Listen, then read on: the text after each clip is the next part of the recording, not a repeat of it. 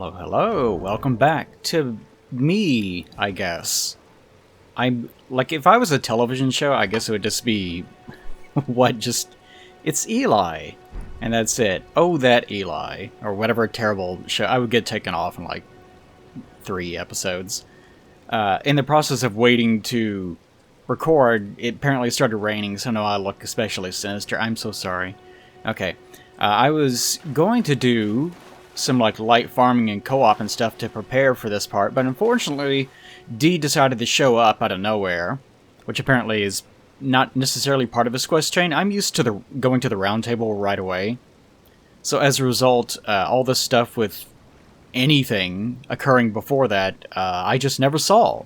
And one of those things is that if you don't go to the round table particularly early, then D will just be hanging out around here, just doing his or her own thing.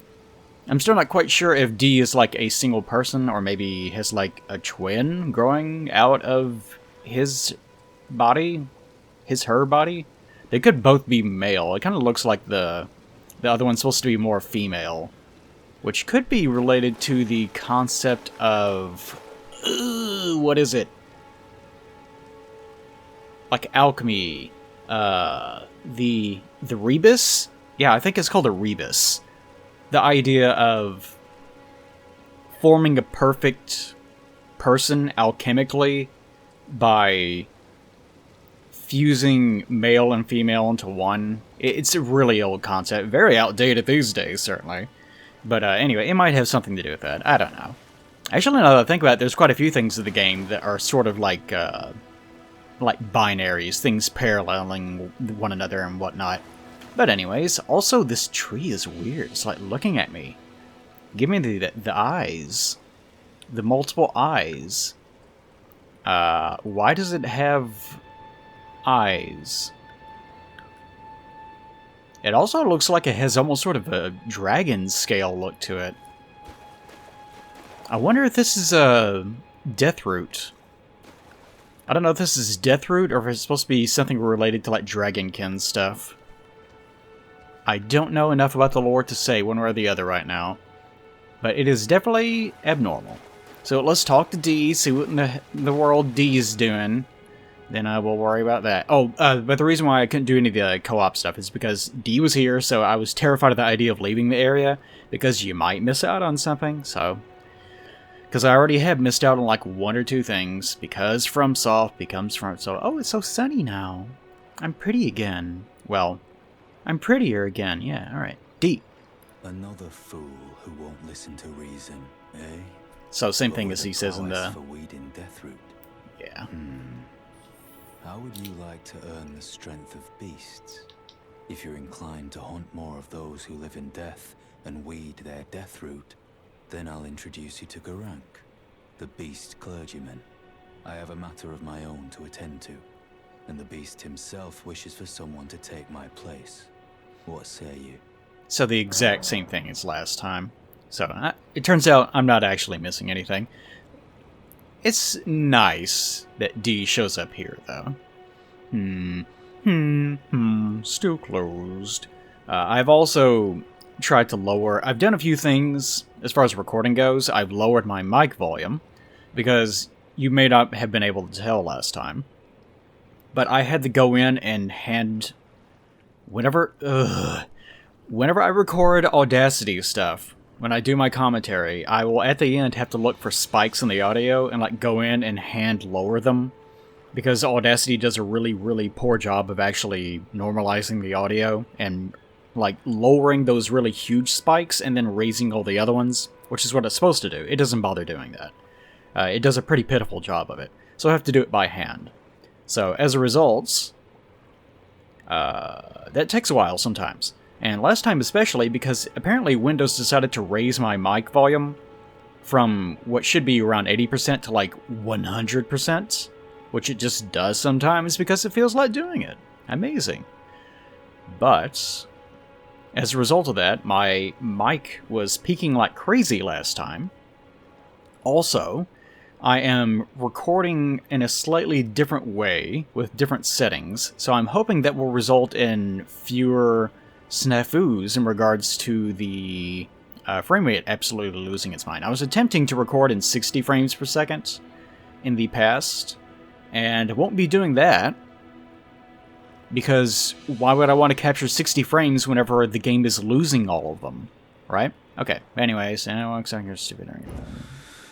Except you're stupid. I've marked a location for you, of a hidden gateway. It will lead you to Garank, the beast clergyman. Will it now? A hidden gateway. A hidden gate away into the night. Okay, so there it is. Hidden gate. Number of things I would like to do today. There's a couple things I'd love to read off, but also, I noticed, let's see, I have not done this catacomb, I have not done this catacomb, and I have not done this catacomb. And supposedly, yes, you can bring this up, which is something I was not paying attention to. And something that I also thought up, it probably won't be much of an issue, but since we're almost done with Limgrave, I realized that, since I don't have this map, there was no way for me to actually prepare for this particular, I almost called it a stream, this particular part. So, I have no way of, like, marking things to do. So I might do, like, an actual, quote-unquote, short LP part of a mere hour. Ha-ha! And,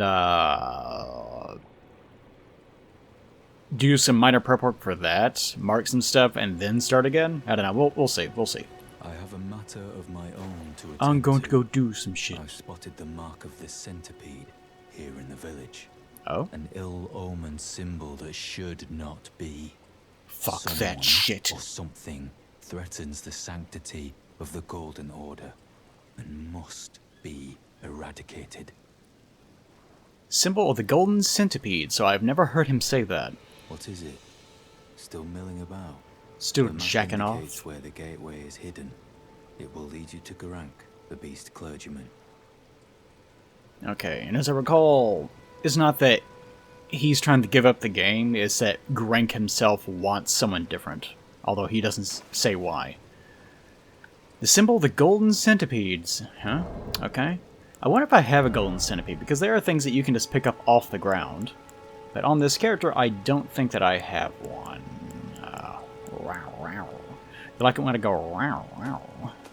Wow. Okay. Maybe not. Alright. There's like one thing, let's see. There's actually several things that I need to talk about.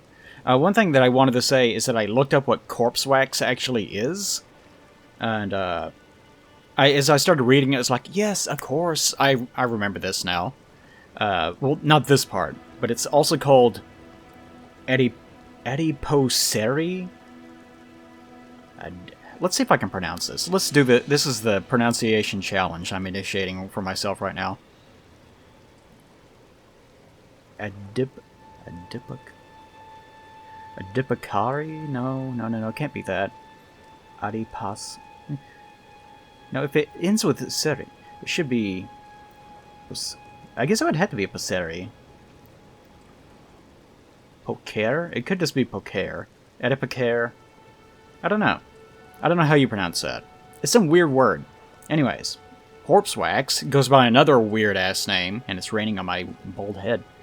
But, of course, it is whenever someone dies, and they are not, like, entombed or mummified or anything like that. If the environment is absolutely swarming with moisture, but if it's still kind of hot, if I remember correctly, but it's also very low in oxygen content, that will cause the bacteria that are in your body whenever you die, because, believe it or not, we all have bacteria in our body, to have to undergo anaerobic respiration whenever they're breaking down what's left of your body. And that causes them to go through anaerobic hydrolysis. So as a result, they start producing this waxy substance outside of the skin, which is, is basically wax. It's like candle wax. And believe it, if you somehow did not know this, then, candles are made of wax, made of animal fat, blah, blah, blah. Yeah, that's where that comes from. So whenever we are talking about... No, wait, it's in the here. I'm sorry, I'm in a weird mood today. Whenever we're talking about the furled fingers and stuff like that.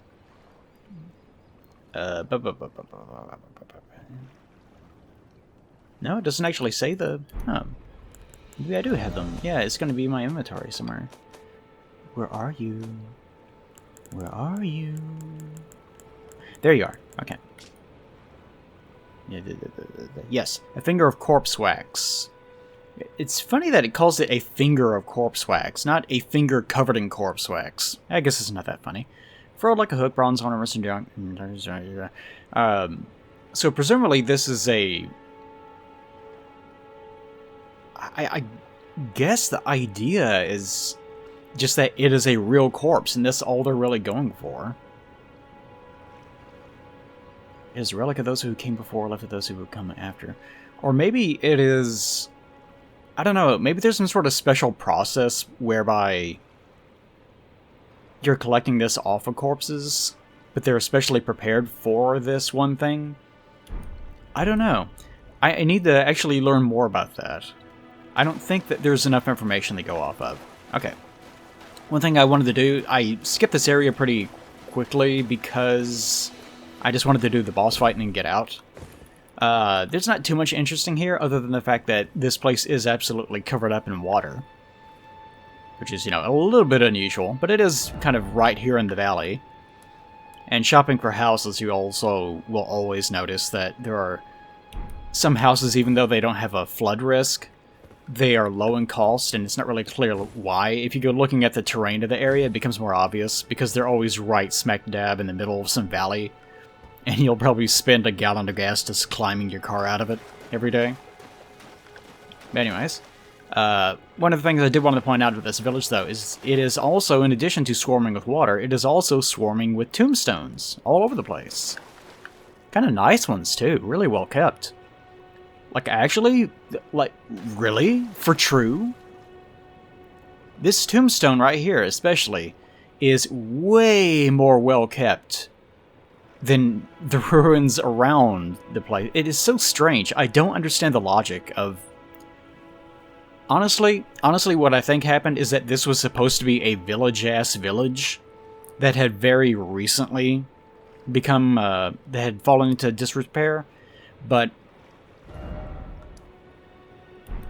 it, like, notice it on the map, it's not even called Summonwater Ruins, it is just a village. Although there are some other, like, appear to be some structures over here. I'll go check those out. Yeah, there's just lots of tombstones in the area. Like, kind of an alarming amount of them. And they're varying levels of wear. And they're all piled on top of each other. Which is a different, like, this... FromSoft has gotten to where they love that so much that it's lost all meaning. Like, the original point of all the tombstones being piled on top of each other, he's going at it, boys. He's gonna get those nasty old skeletons. Get them! Get them! I like watching the ghost of the horse just jump over your head. But the original point of that is that bodies are being buried upon bodies. Which is something that historically happens in real life, of course. But the more that FromSoft has started just doing that because they think it's funny, or whatever the hell their reasons are, it has gradually stopped meaning anything. And now it's just a FromSoftism where, oh ha ha ha, lots of gravestones, FromSoft games sure are dangerous, ha ha ha, and that's it. Well, it's just completely meaningless. I think this is one of those times where they've gone a few too far in a few places. So even the exterior building sites themselves are also completely devastated. Bonk. So I think it's a case of they didn't actually feel like creating new assets. Please, sir. They didn't actually feel like constructing new assets for a village like this. So they just ended up reusing the old ruin assets they have lying around, since they use them so often. I really hate these things. Maybe it'll let me fast travel out of here. Okay. One thing I do need to check. I need to go over here. Just in case. Because someone did say that there is a bonfire that I've missed. Which I don't think is the case. It supposedly is right above Murkwater. Which I don't think is true. Maybe they mean this one, so... Either way, resting at it supposedly might do something. Nope. No option to talk to Lady here. Nothing going on there. But it's something that I wanted to check all the same. Someone also said that I need to sit by the bonfire by the Warmaster Shack.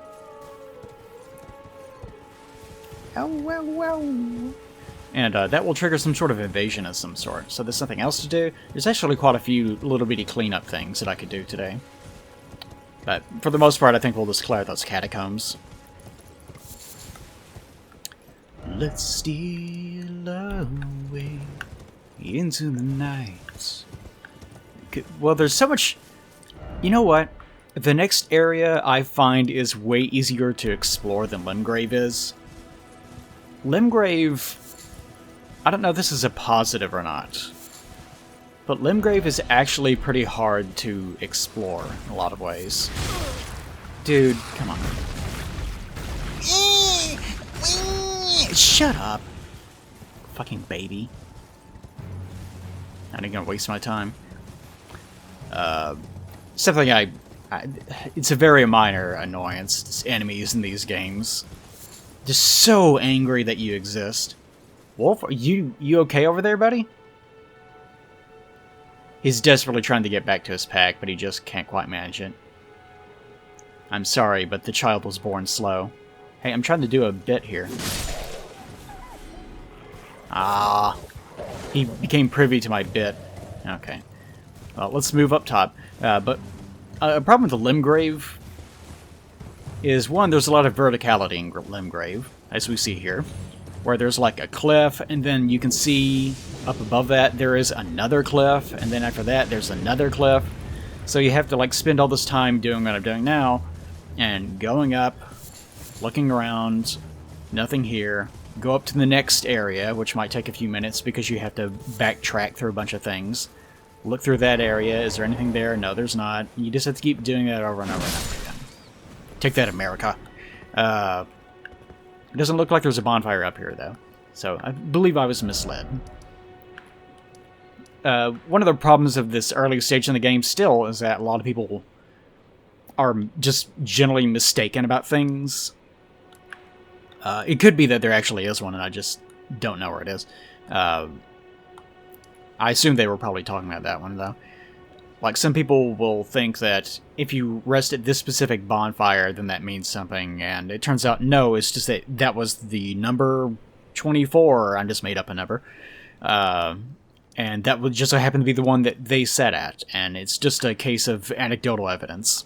Warmaster, go up here and do this. I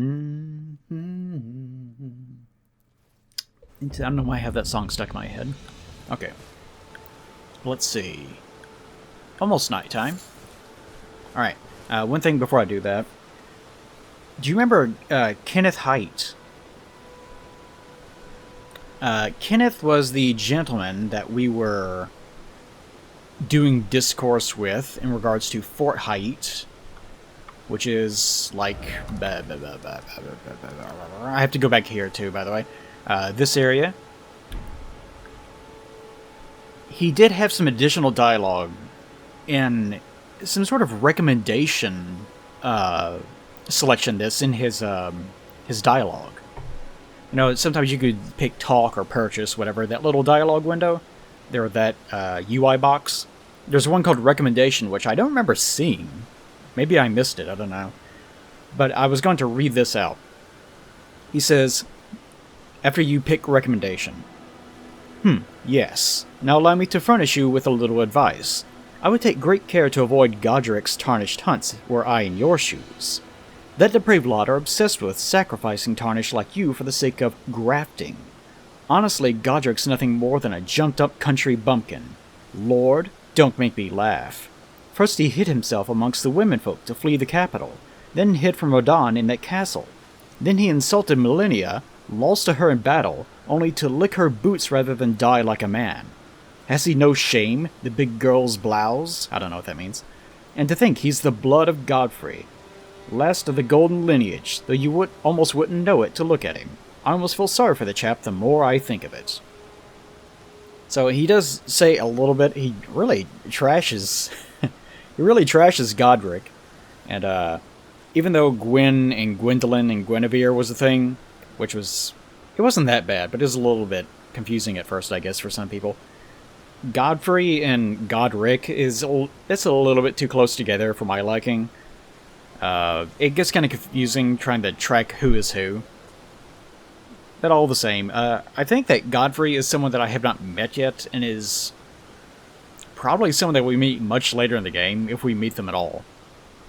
And Godric is the Mr. Man of Stormcastle, and some people have actually debated whether or not Godric is harder than Margit, I think his name is. A lot of these names get really... yeah. Personally, I found Margit to be easier than Godric is. God, even their names are too close together.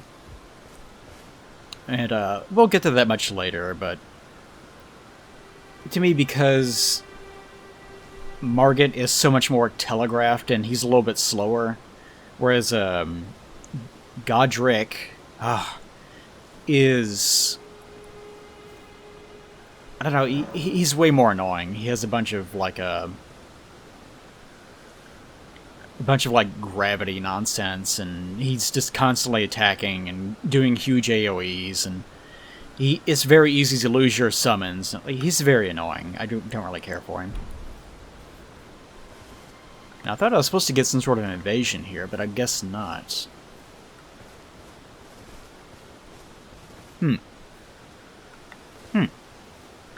Actually, I could check this real fast. Because I think, although I'll have to open my browser to get it done. Because I want to make sure that I get everything I can get done in Limgrave. So that I don't have to worry about it. Let's check NPC invaders. And it's supposed to be... oh, this is where the bell-bearing hunter is supposed to be. Okay, I think... hold on. Let's do... well, no, not the catacomb. Why did I pick the catacomb? Then again, I could probably get out. In a much earlier part, I said that once you cleared out a catacomb, you should be able to just leave whenever you want to. Which of course is the case. I learned that almost instantly after completing that part, although some people are still commenting on it. And that was like, what, a couple days after the game came out? So, relax, guys. And like, we're all still learning stuff. But that was because I was in the tunnels up here. And that one is a bit of a special case, because you actually can like get trapped there, then go all the way through, and then leave. You can just leave. But there is a boss in that tunnel. So even though you quote-unquote complete the tunnel by exiting it and making the way for Alexander to go through, even though you have basically 100% completed it, there's still a boss that's sort of just hanging out inside of a closet. So as a result, that's the one catacomb where that does not count. Okay, but supposedly you have to travel to there from another checkpoint, another point of grace. And that does nothing. Okay, well, maybe we'll come across this extremely mysterious boss at some other point.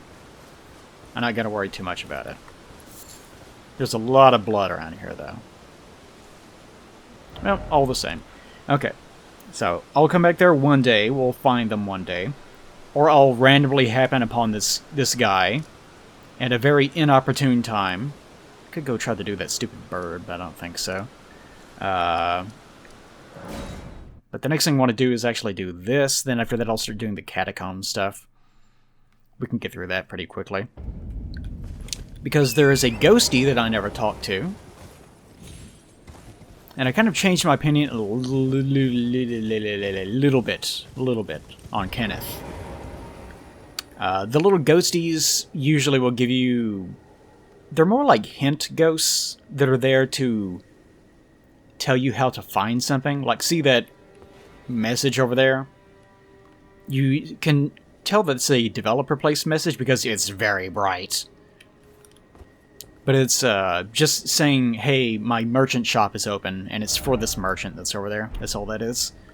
But this is just one of the ways that they tell you there's more to this area, you should go find it. So, Ghosty says nothing. The demi-humans wax wroth. They're angry. Now their mother's been taken. Where are you, Lord Kenneth? The night, bedeviled by blood. Okay, so that is indeed the story of this little area.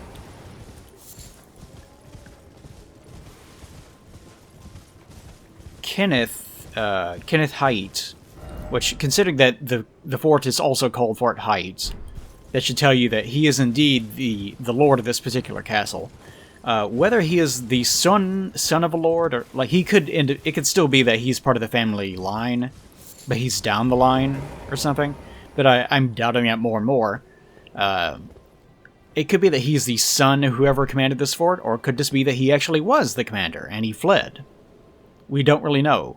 The only thing we have to go by is what that ghosty just told us, which seems to indicate that even the ghost, now dead, with still his own lingering regrets, is still... Don't go over here. Is still lingering on the idea that he would be the savior. Come here, my sweet. Yeah, you should totally come over here and investigate me. Or just completely... Alright, fine, whatever. He's trying to be cute. Whatever. But I wanted to come in here so I could look at this stupid corpse, because I completely forgot about looking at the corpse. Which is something that I say in my day-to-day life all the time. And some people were upset that I was using this particular weapon. I don't have many choices. Because this is Elden Ring, and if you choose not to break NPC quest lines, to chase down weapons that you actually do want to use early on, then you're forced to use some of the worst weapons in the game. Okay. But here is what I'm presuming to be the mother of the demi-humans. This weird-ass thing. At first I thought that it had like a sack on its head, but this is very clearly chainmail. And I don't think I've actually seen this enemy type before, so maybe this is a custom model that was made for this? Although I kind of doubt it. You know what it reminds me of? It reminds me of the corpses that are hung up in the Beast Dude's place, which is someplace I guess we can go today. This is probably a message commenting about butts. Oh. Lever required ahead. How does that mean? I guess penis? Sure. Anyways, so yeah, I guess this is the mother of the demi-humans. So there is a bit of a story going on here in regards to this fort. You had a couple of blood god-related items that were here. You have the story of the knight who is bewitched by blood. Blood roses all over the place. And this comment from the ghost that the knight is somehow responsible for this. So, and Haight himself, Kenneth, is of the opinion that he can mend relations with the demi-humans. So it seems to be that the general story about this is, at some point either Kenneth fled this place. Make sure. Okay. Kenneth fled this place, and yeah, I did forget about that item over there. No, he's still alive. And after he fled this place, the knight took over. Or it was just sort of a in sort of an exarch situation where he was ruling the area, but from afar.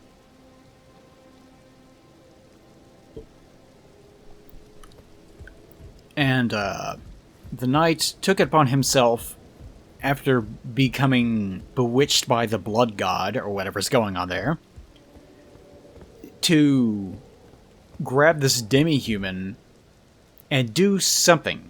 Either it was part of some sort of ritualistic sacrifice, or it was just a matter of control. What their motivations were, I don't know. But they ended up killing the mother of the demi-humans, whatever exactly that means. And as a result, that soured relations with the demi-humans in this area, and this part of what Kenneth wanted to do whenever he came back, is like reunify everyone. I must begin my search post-haste for a true and stalwart lord of the proper lineage to take the reins of Limgrave. And of course, after he gets back here and all this transpires, and he realizes what a shithole this place is now, he is like, I'm not worthy to, or at least that's what I think he's saying, that he's basically just not fit to lead, and he feels personally responsible for what has transpired here. So he ends up looking for someone else of noble birth to take over where he has failed. Or maybe he is just saying that he needs another commander for this particular fort, but considering that he just said that he needs someone of noble descent to rule all of Limgrave, which presumably Fort Haight is like the center point for the rule of Limgrave itself, not including Stormvale, which is a different area, which would include these lands right here. Then it would seem to me that it's more a matter of him giving up on rule himself, I think. It's kind of hard to tell. Storytelling in Elden Ring is a little bit unusual. I wanted to go over here because I've never explored this area. Like, this is one of these incredibly open parts of the map that I just never really bothered noticing. There are some crypts over here, though. Naughty wolf. Bad, bad, bad, bad boys. Make me feel so good. Alright. Pick up my golden runes. I'm not quite sure why there are golden runes all over the place. I try not to question it, though. I'm just going to ignore all these wolfies. Now, I wanted to explore this area primarily because later on in the game, this part of the map does change in a way. Item discovery up. Even though you can attack on the other side, I don't know, something about it feels way more awkward to me. I wonder if it's actually slower. 1,002. 1,002. No, it seems to be the same. I think it's exactly the same. So probably nothing. Gigantic tombstone. Yeah, so I was curious how much of this area had anything of actual import over here. Considering there doesn't really seem to be too much going on. It doesn't really look like there's anything of concern over here. I'm getting fewer freezes today. I can tell that the game is slowing down, but the freezing is not quite as bad. I think part of the reason why that I was getting so massive of a jump in my recording is because the... Really? You're still chasing me? Alright, fine, you dumb fucks. I know, it's something about... It is mildly satisfying, but something about the fact that enemies in video games are just so incredibly aggressive. Like, especially wild animals. Like, if it's some dumb monster, sure, whatever. But whenever they have, like, a wolf, and the wolf... Like these bears up here before. Like, remember the bears? Oh, by the way, that's another thing. So presumably there's another chest in the Mistwood Ruins that I never got. Supposedly. Although we've seen a couple people have already been wrong today. Hello, piggy. They call me Mr. Pig. We've already seen a couple people wrong today, so maybe we'll go 3 for 3. See if that's a thing. Okay, see if there's a chest in here. See if there's a chest. But yeah, like the bears over here in Limgrave, like the moment that they see you, they'll just follow you for miles. Just, I'll follow you to the ends of the earth! Dude, calm down. I'm just a guy on a horse. Are you that hungry? Whenever you get killed by them, they just walk off. Yeah, sacrificial twig. Didn't know this was over here. Always pays to explore areas that have nothing in them except for one thing. That's a general problem I have with Elden Ring, is that, sure, you can explore an area and there might be something there, but usually there's nothing. Usually it's just a gigantic, open, empty expanse with nothing really going on in it. But one of the reasons why I wanted to avoid these ruins for the most part is because I did read that if you kill the bear in here, the rune bear specifically, maybe not the lesser bears, I don't know, then Blythe, which by the way his name is, even though people have been saying that his name is pronounced with a TH, I don't think it's like an English TH because it's a Welsh name. I could be wrong about that, so I don't think it's Blythe. And of course it's not Blythe either. It's probably something that's a little bit more in between, if I had to guess. Golden Rune. Probably something more like light. Like you can just barely sort of hear it. One of those dealios. But if you kill the rune bear that's in here, presumably he gets upset about it for some reason. Even though it is trying to murder you. So, I guess he can get the fuck over it. Oh, it's just right here. He's a soupy baby. Oh, he's a sweepy baby. Let's just ignore him, so he does not maul us. Okay, this is the exterior. Good. I haven't really explored this too much. Now, if he's sitting... He is sitting directly... That's the entrance to whatever is down there, and he is sitting directly on top of it. Make a little bit of noise. Okay, he's just like hard-coded to know exactly where we are, which is just fantastic. We'll just ignore him and go down here.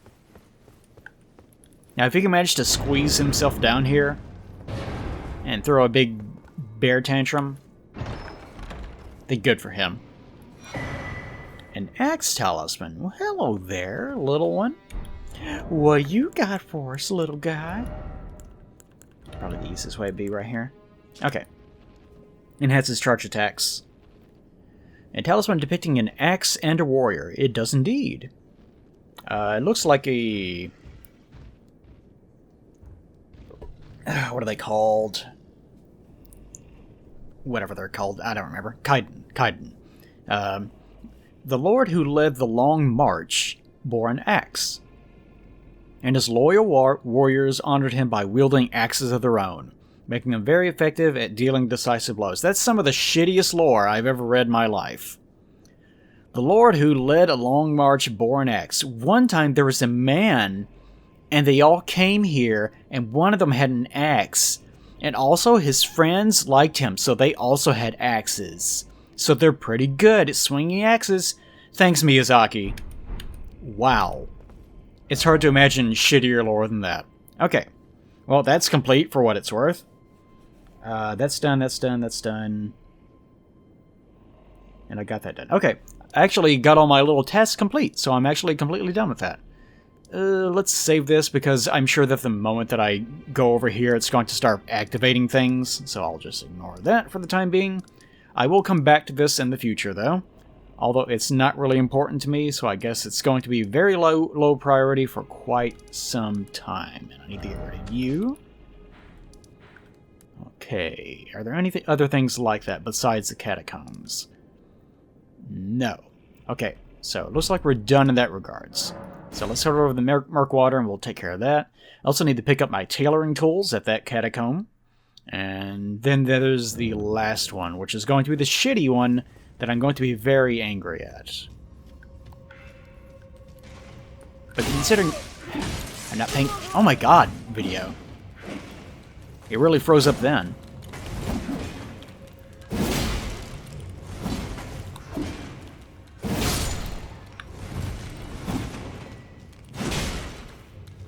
Have to actually concentrate a very small amount of it. I've been playing on my other character so much I forgot how incredibly weak this particular character is. Level 30, but still. Okay. I actually don't really remember this one. Hello. Even though this looks like it's supposed to be an enemy, it's just a guy. It's just a dude. Well, I was trying to do a hilarious... There we go, okay. I was trying to do a hilarious jape, but the enemies were not having it.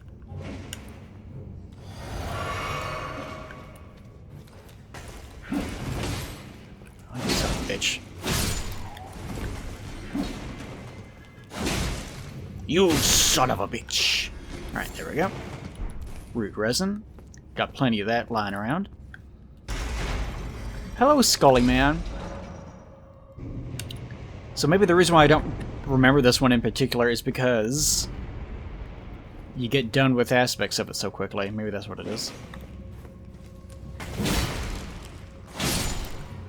Some people have been insisting that I jump more during combat. I do not much care for jumping in combat.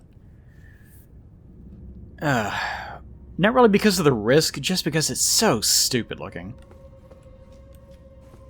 Like, the more that these games evolve and like, the more of a character action game that they become, the more kind of annoyed with them I get, just because it's so ridiculous. Ooh, ooh. He's really got that kind of face. He kind of looks like... It looks like he is in a marching band, and he's carrying that around with him. He's like at the forefront, and he just realized that he shit his pants. Like, he thought he'd let out a little squealer, because he thought he could control it. But he had woken up that day and felt a little bit off, and now he just realized why. It's because he's a little bit ill, and he didn't quite realize it. So now he's got a little bit of a wet spot in his pants, and he's wondering to himself how big of a deal it is. That's the exact expression this guy has. It's probably supposed to be more menacing than that, but it really isn't. Okay, let's proceed. Now they're straight up just standing there. Like, I don't know who they're fooling, considering that I have lock on. The issue is never those guys, it's always the FromSoft treasure, the little darlings. Wow, did he just iframe that whole thing? That's my favorite attack they do, by the way. And by favorite attack, I mean it enrages me without end, and I hate it. But their big stupid flailing attack where they can hit you like 5 or 6 times, and they run at you like a fucking coked up cheetah, and there's really nothing you can do about it. Yeah, that one rules. Really appreciate that one. It's super cool of them. I don't like it. Okay. Kind of looks like some... Yeah. It's weird. They're not really deep enough. But these do look like they were meant to be holes for internment. But there's slight indentions. They're not deep enough for a coffin. But they are deep enough for like a lid. I wonder what this is. Because these holes are not big enough for a vault, certainly. They're not really big enough for anything. They kind of just look like there used to be something sitting on top of them that has since been moved. But there are also just ordinary coffins just lying around here. So weird. These places are so strange. Alright. Let's go in here and get our asses kicked. Battle. Yes, indeed. And I have my boys with me. Good on that. May as well heal. Even though I do not much care for that. Don't like wasting my resources. Grave Warden dudes. Oh yeah, this guy! Go get him, boys. And the more I have thought about it, Actually, I could have told you this early on. But Elden Ring is very much designed to be a cooperative game. I've said this many times in even my Dark Souls playthroughs. And you can tell these guys, some people made fun of me for bringing my boys here. They are easily one of the... I was about to say they are probably the best summon in the early game. Even later on in the game, they actually still are pretty damn good. But both because they're melee, and they can also go range, and they have the same annoying-ass moveset that I just complained about the coked-up cheetah attack. They do that. They also have bleed weapons, so they can trigger bleed, and if you also have a bleed weapon, which I do, it stacks that much more on top of itself and allows you to power through enemy health bars that much easier. And also, they're just little cuties. And they're pretty cheap, too. So yeah, they're a great summon. But I've said this in the past, in my Dark Souls playthrough as well. The Japanese community, it's way more common to treat these Souls-type games, as co-op games. Which is why whenever Dark Souls 3 came out, people were wondering, why exactly is this such a mess? You know, in regards to... I can take a look at this. Why is this such a mess? Which one should I do? I don't feel like doing that one right now. I don't feel like doing either one of these right now, actually.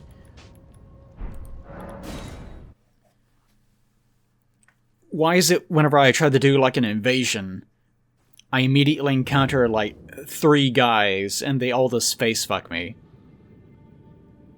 And, that's more of a complicated answer, but the gist of it is that the Japanese people that play this game, the Japanese community of the Souls games, do treat them as co-op games, and it's more infamous for being played like that. It's like the Monster Hunter games in that way. So, the more that time has gone on... Do I not have one? Where do I buy the torches? Yeah, I don't think you can actually have access to them this early. I completely forgot. So you actually do have to use a torch. Huh. I've already done that. Okay. So that's become more of a thing over time. And in Elden Ring, especially, they're wanting you to use every single resource that you have. So there's been always an element in especially the US. I don't know about like Europe or anything like that, oceanic. But there's way more of a sort of toxic mentality that if you use like items, like let's just go ahead and craft some fire pots, just for the hell of it. If you use like fire pots, if you use consumable items, that's cheating. You're cheating. If you use summons, you're cheating. If you use magic, you're cheating. If you use too many upgrades, that's cheating. If you use items that are outside of the range that you should have them already because you rushed ahead or whatever, that's also cheating. Like everything is some like e-penis measuring pathetic like festering boil on the community where they're absolutely obsessed with the idea that things need to be done in the most painstaking way possible. And that has persisted for a long time in the Souls community. Bad dog. That's what you get for existing. Ow! Jesus. Even though these dogs are better than the other ones for the most part, they're still also really irritating. I really hate wild animals in these games. Look at this stupid face. That's what you get, dumb dog. You get this picture taken and then uploaded to your MySpace profile. Not everyone looks good at a top-down angle, do they? Idiot. Yeah, just wild animals that will do everything in their power to attack you no matter what, and will pursue you for miles. Like, real animals in real life, if you see a wolf in real life, it's gonna be freaked the fuck out. Like, even if there's a big pack of them, and they're very hungry, they'll still be pretty hesitant about even attempting to approach you. Wow, he's got a lot of health. Alright, get out of here.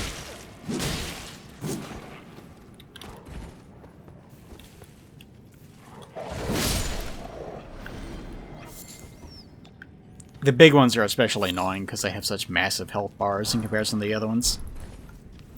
Yeah, real-life animals are fucking terrified of people. Just things that they're not used to, in general, they're just really terrified of. And they're programmed to hunt, like, deer, antelope, or whatever. They're not programmed to hunt some weird, lanky, bizarre-looking animal that stands up on two legs and is constantly making noises with its mouth. Like, I'm sure we freak them the fuck out. So, but video game-like animals, of course, will kill themselves. Let evolution be damned, they will do everything in their power. A whole pack of wolves, like the whole population, their whole genetic lineage, like 20 or something of them, will all rush after you one after the other, dying in droves, just because you are there. And something about that to me is just, like, really annoying. I don't know, just one of those me things where I can't separate that, yeah, it's just a video game. It's like, come on, like, have some modicum of decency, wolf. Like, care for yourself. How can you care for others if you can't even take care of yourself, wolf? That's all I'm saying. Since I crafted these, and I never really use items, and this one won't come to me, let me solve that problem for it. This is what items are for. Even though, like, I'm also guilty of this. In Souls games, like, they give you shit tons of things. And most of us we never use them. They're just in our inventory and then we'll never touch them. Which some of that is our fault. A lot of it also is FromSoft's fault, because they do make it extremely awkward to do these things. I can't remember which way is forward or not. If this way is forward, then I'll just turn back. Oh, wait, yeah, I remember.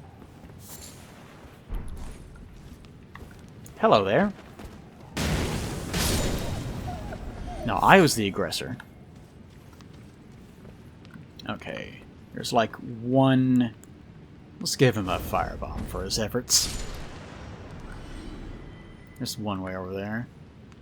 That's the one that I want to hit. Yeah, I knew he was down here somewhere. Although, I'll probably end up throwing this directly into the floor. Yeah, that's better. There we go. Really don't want to deal with that particular one.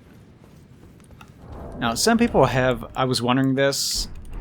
Elden Ring is a game where you're kind of expected to level up a lot. And use every single possible cheap-ass, like, bitch advantage that you can get your hand on. Just lie, cheat, and steal. That's the Elden Ring way, right?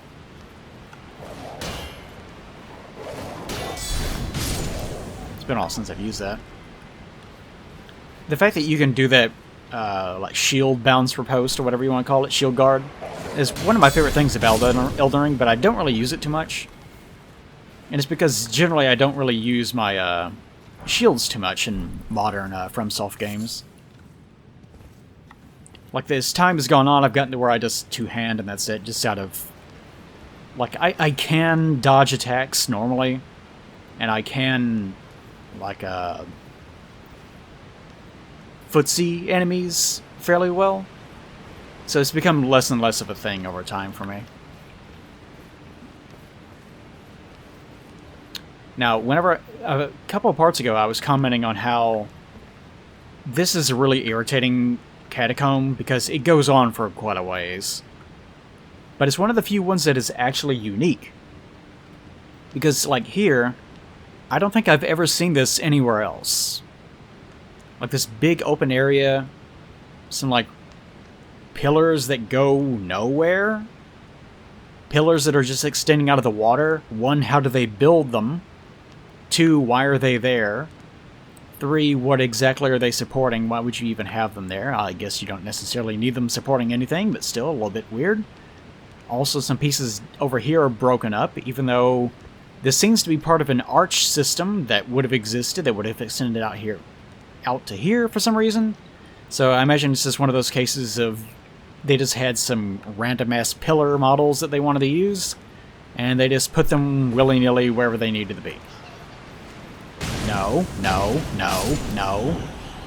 God, I hate the bats. I hate the bats.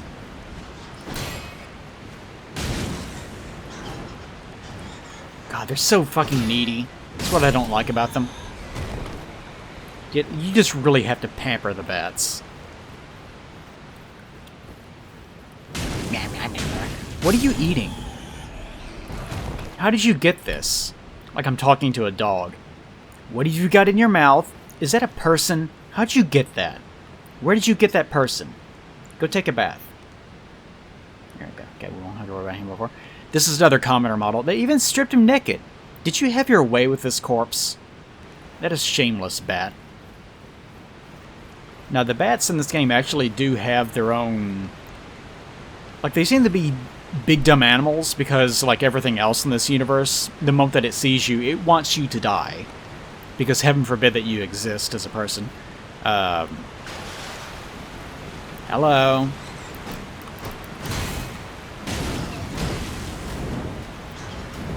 Ah, please die. I don't need to deal with you.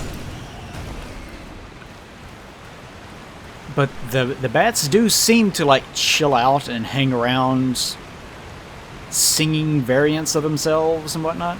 I don't know where the other one went. It's gonna be a problem. Hopefully it fell off and drowned or something stupid. Okay, never mind about those freezes. Smithing stone. This is probably, if I'm gonna guess, probably some stupid message about there being a hidden path. Yeah. The funny thing is, over time, we've actually been losing a lot of the hidden path ahead messages, but we still have the ones that tell us that there's a liar ahead. There's been a lot of those. Monster ahead. Strangely, even though I have a torch, walking underwater does not actually put it out. Which I'm gladdened by that, but still all the same, a little bit strange. Alright. As far as catacombs go, this is probably one of the more interesting ones. There he is. In the most inconvenient place possible, of course. And he killed himself. This another... I'm not complaining about this necessarily, but it's another thing that makes me don't like the enemies. Is whenever they are so adamant about inconveniencing you that they will kill themselves.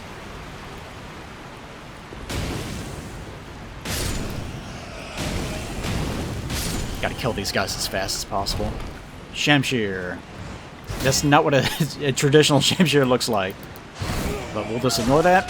Oh good, their grab move. My favorite. Where's the other one? I hope it's you. I hope you're not another one. Yeah, they're bats, so we have to baby them. Watch out. Here comes baby. He needs his fucking diapers changed. You get to have one hit. You only get one. Because baby is very special. He needs to have the whole world revolve around him. Everyone wait for the next 30 seconds while he does his fucking attacks. Because baby is just so special. Alright. You can't just go directly to the boss right there. But I will try to go here. This is the part that I was complaining about a few parts ago. But you see how incredibly tiny it is? You have to jump. You can't keep running. You have to jump. Then after that, you have to gain just enough space. Because if you just press B, you will backspace. You will backstep into the water. Like that is not okay. That should be larger. Considering that if this dropped down into like an area where you had to climb back up a ladder to get to this area again, it took like 20 seconds or something, and then you could just try it again, it would be fine. It would be annoying, but it would be fine. Hello. Looking out over the scenic view. Can't have that. But the fact that it is over water. The fact that it's over water and it will one-shot kill you, of course, because it's just instant death, it's kill cam. That's not okay. Alright, but we have lots of these Kaiden guys that are just sort of chilling out. Now, what exactly they were doing down here, I don't know. We did pick up his Shamshir, though. Curved sword with a thin blade of ample length. Wow, is that ever not what a Shamshir looks like? Light of weight, despite its larger size, its slicing attacks come in rapid succession. Supposedly this is a good weapon, though. A devastatingly powerful weapon in the hands of a skilled swordsman. So the spinning slash, fairly generic. What is it? Scaling D and D. Fantastic. Another one to go in the pile. Another problem I have with the upgrade system in all these games is you never know what a weapon is going to turn into. This goes hand in hand with my general complaints I was talking about last time about the upgrade system and how it's incredibly difficult to upgrade anything to gather the resources for it. Like, here you have a descaling in strength, a descaling in dex. I've already upgraded this one. Actually, let me try it this way. Get the easiest way of demonstrating this. Let's equip this. This is going to put my torch out, though. Now, like, notice here. I have the Shamshir equipped, right? D strength, D dex. I go over here to the falchion. Still, D strength, D dex, except you'll notice that the D is red and the strength is blue. That's because, for some reason, FromSoft is in love with this whole D to S or E to S scaling thing, but they still want to have so many degrees of separation between the letters that the letters themselves stop meaning anything. Because this thing's dex scaling is a low D, is a D minus. It doesn't say D minus, but it effectively is a D minus. Whereas the strength is a D plus. In fact, if I equip this, it might be possible that I come across, it might be possible, I don't know. Yep, here's one here. A broadsword. This also is a D in strength, but this one's D is an even higher D than the D plus of the falchion, even though the D on the Shamshir itself was also D, so this might actually be a D minus.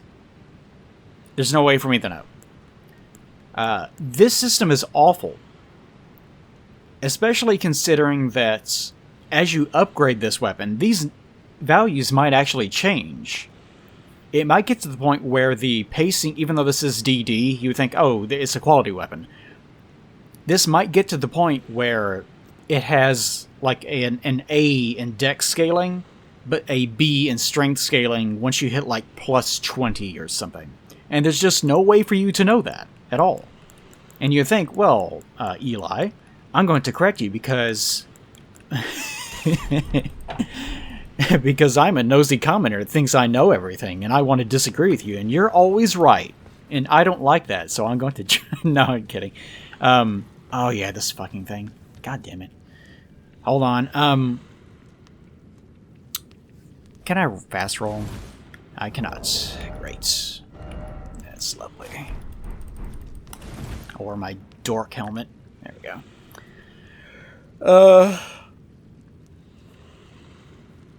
Even though, it's been a long day. I spent all day yesterday cutting wood with the chainsaw.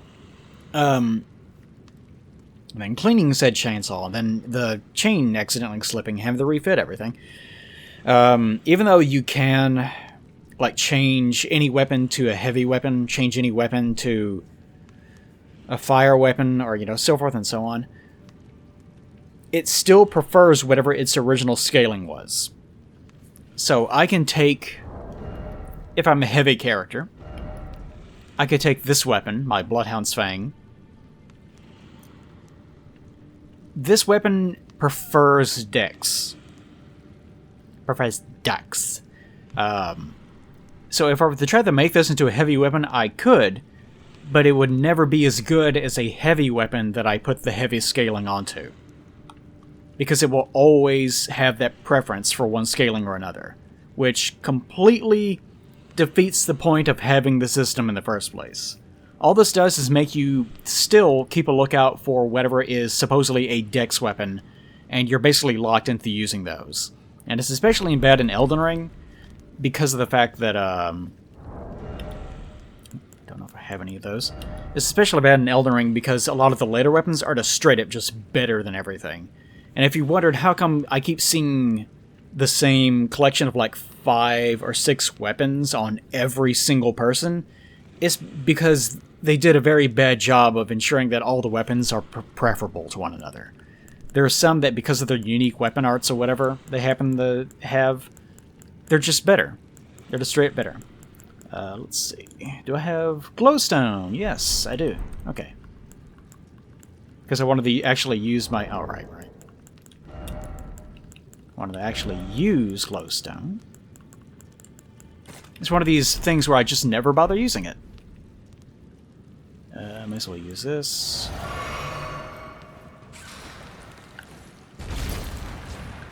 There we go. That does put out a pretty good amount of light. Stop your fucking... God, I hate tantrum attacks in these games. Stop throwing a goddamn tantrum. Actually attack me. Hate that shit.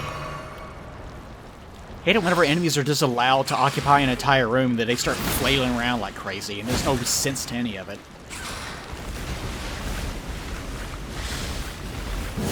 Like, if it's this, that's fine. Whenever it just loses its goddamn mind, and there's no reason to anything that's happening anymore, then we have a problem. I'm trying to deplete its... Little bitch. I was in the middle of trying to do a jumping R2 and its little bitch friend slapped me. Hehe, I'm here too. I'm a little cutie. Shut up. Get the fuck out of here. I'm helping. You're dead. Alright. Thankfully I have a bleed weapon, which just breaks the game, because that's another oversight of the developers in Elden Ring. Alright, there we go. Oh, I see you're here. I'm helping too. Are you? Alright. Thank you for the disgusting land octopus ovary. By the way, sorry if you don't like me sounding angry at things. I rest assured that there's almost nothing in life I actually get angry at, except for video games.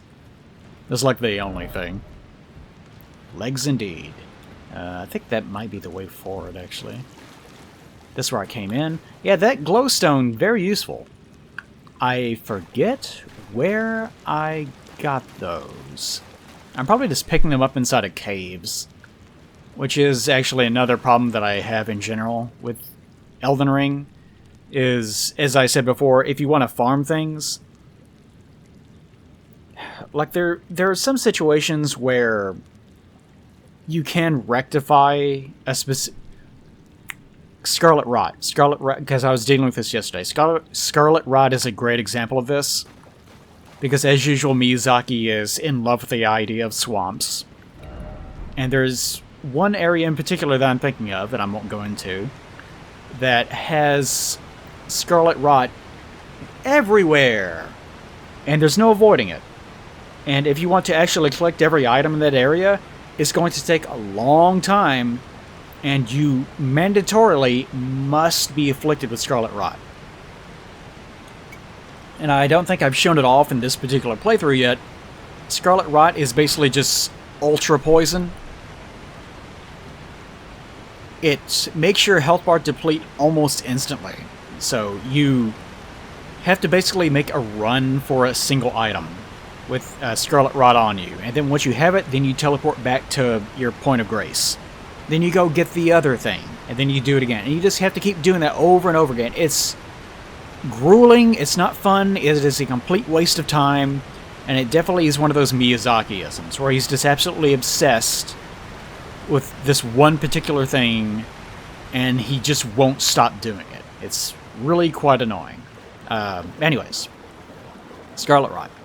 Here we have more of these rare-ass silver fireflies. There is one item that you use to alleviate it, and I can't make them yet, and I don't have any. But it's a bolus, one of these boluses, and I forget what it's called, but it alleviates like rot buildup.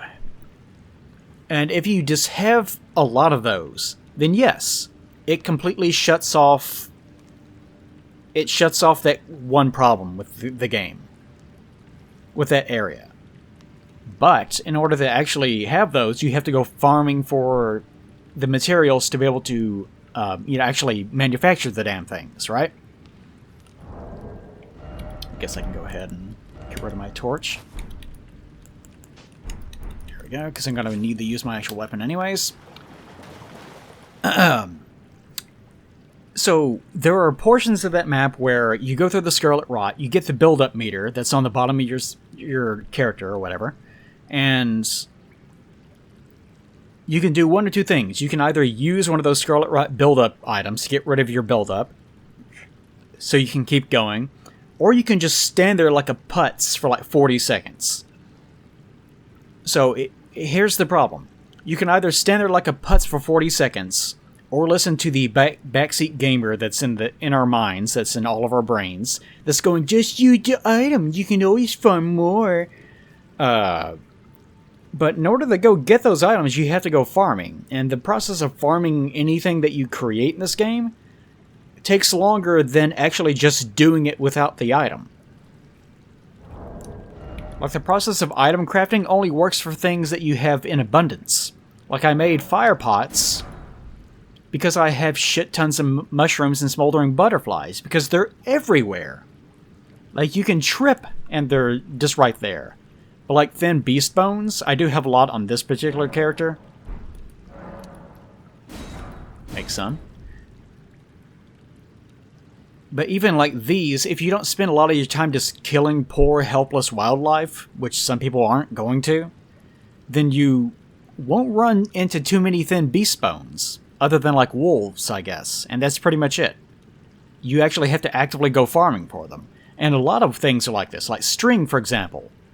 String, often carried by demi-humans. If you don't go out of your way to go find and kill shit tons of demi-humans, you're not going to have any string, even though it's supposedly a very common drop. I don't have much string.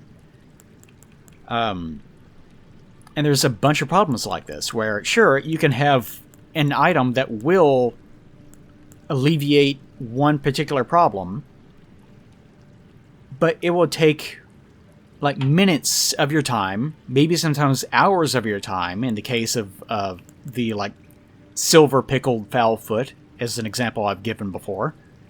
So what will you do?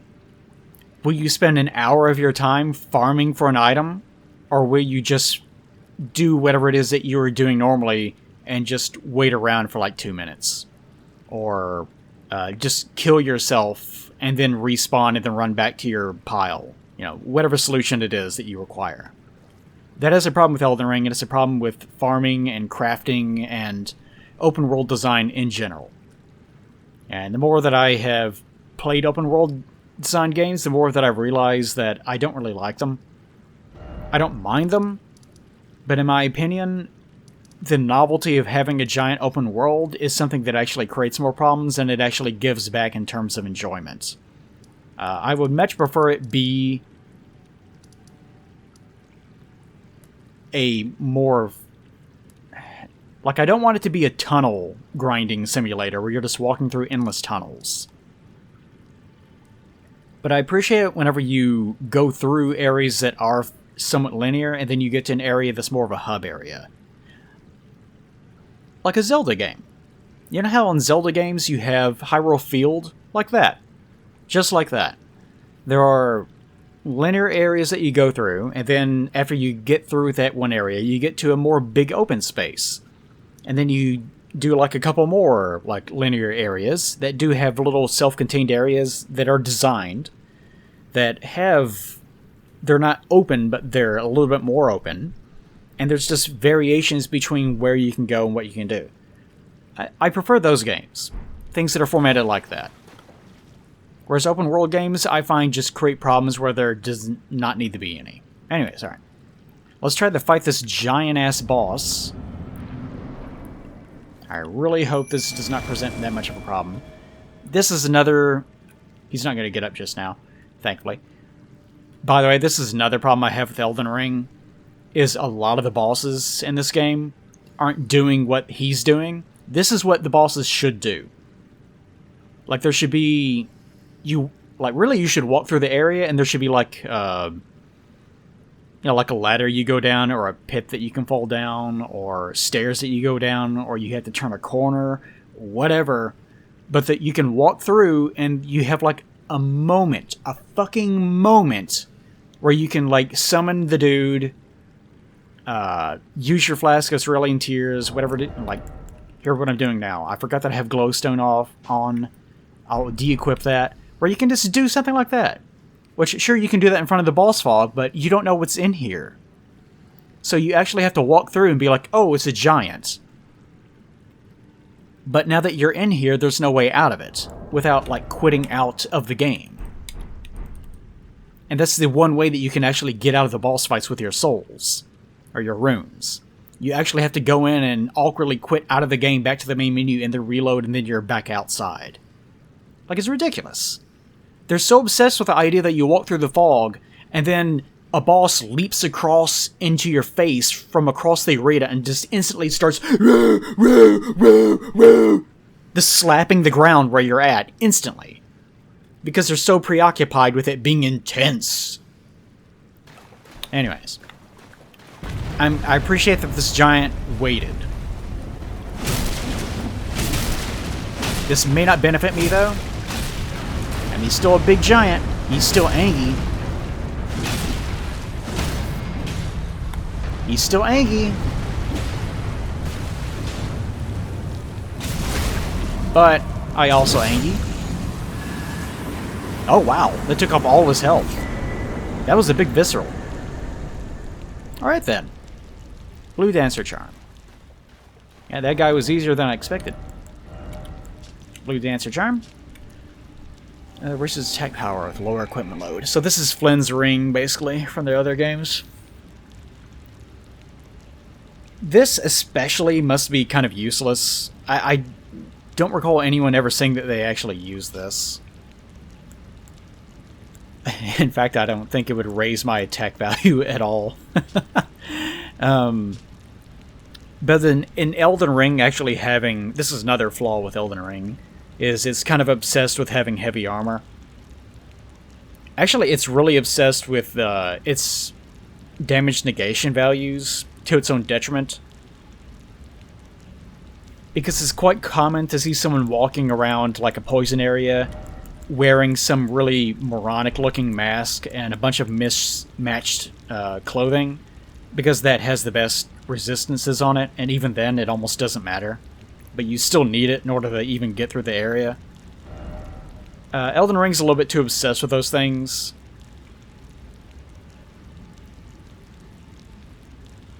So as a result, you absolutely need to, most of the time, max out your equip load, your armor, like wear the heaviest possible thing that you can. Although I'm sure, so I never did that. Look, listen. I'm trying to speak in generalities here. I'm so glad that you in the comments section are an expert gamer and are wearing nothing at all but your birthday clothing. And are one-shotting all the bosses, and you're just the best thing that ever happened to humanity. I'm so glad for you. But in generalities, yeah, you should be wearing pretty heavy armor most of the time.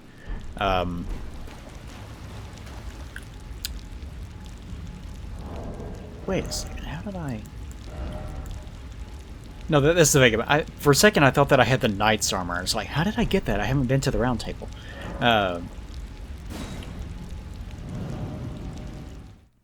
But yeah, I don't think that anyone's going to be using that particular talisman for the most part. Which I did not read. And I should not be equipping. Okay. A cloth doll depicting a dancer garbed in blue. Which, that giant in a cave... Again, I was trying to point out that giant in a cave, there was no way for it to actually be in there. I did show that there was a hole in the roof, but it was too small for a giant to be in there. So why was a giant in there? It was a constructed thing, supposedly. Like, there's no person inside of it, it was a constructed object. So maybe they lowered a bunch of pieces in there and then built it for some reason. Like, there were a bunch of mercenaries, or Kaiden guys down there, and they were killed by wolves, so I guess they were kind of shitty. What is the lore of this particular catacomb? I have no idea. It makes no sense to me. But an ancient heirloom of some sort. Raises attack power low. The dancer in blue represents a fairy, who in legend bestowed a flowing sword upon a blind swordsman. Why would you do that, fairy? That sounds very dangerous. Blade in hand, the swordsman sealed away an ancient god, a god that was rot itself. Like a scarlet rot? Because that's still a thing.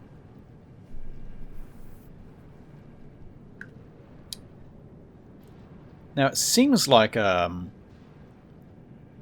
don't know what the lore of scarlet rot is, but I know that there is something to be said about it, and I think it has something to do with Radagan, whatever his name is.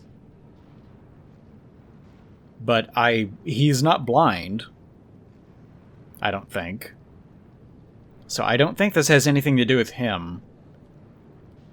It's really hard to tell sometimes if the item descriptions in Elden Ring are just completely frivolous, shitty item descriptions like the Axe Talisman up here.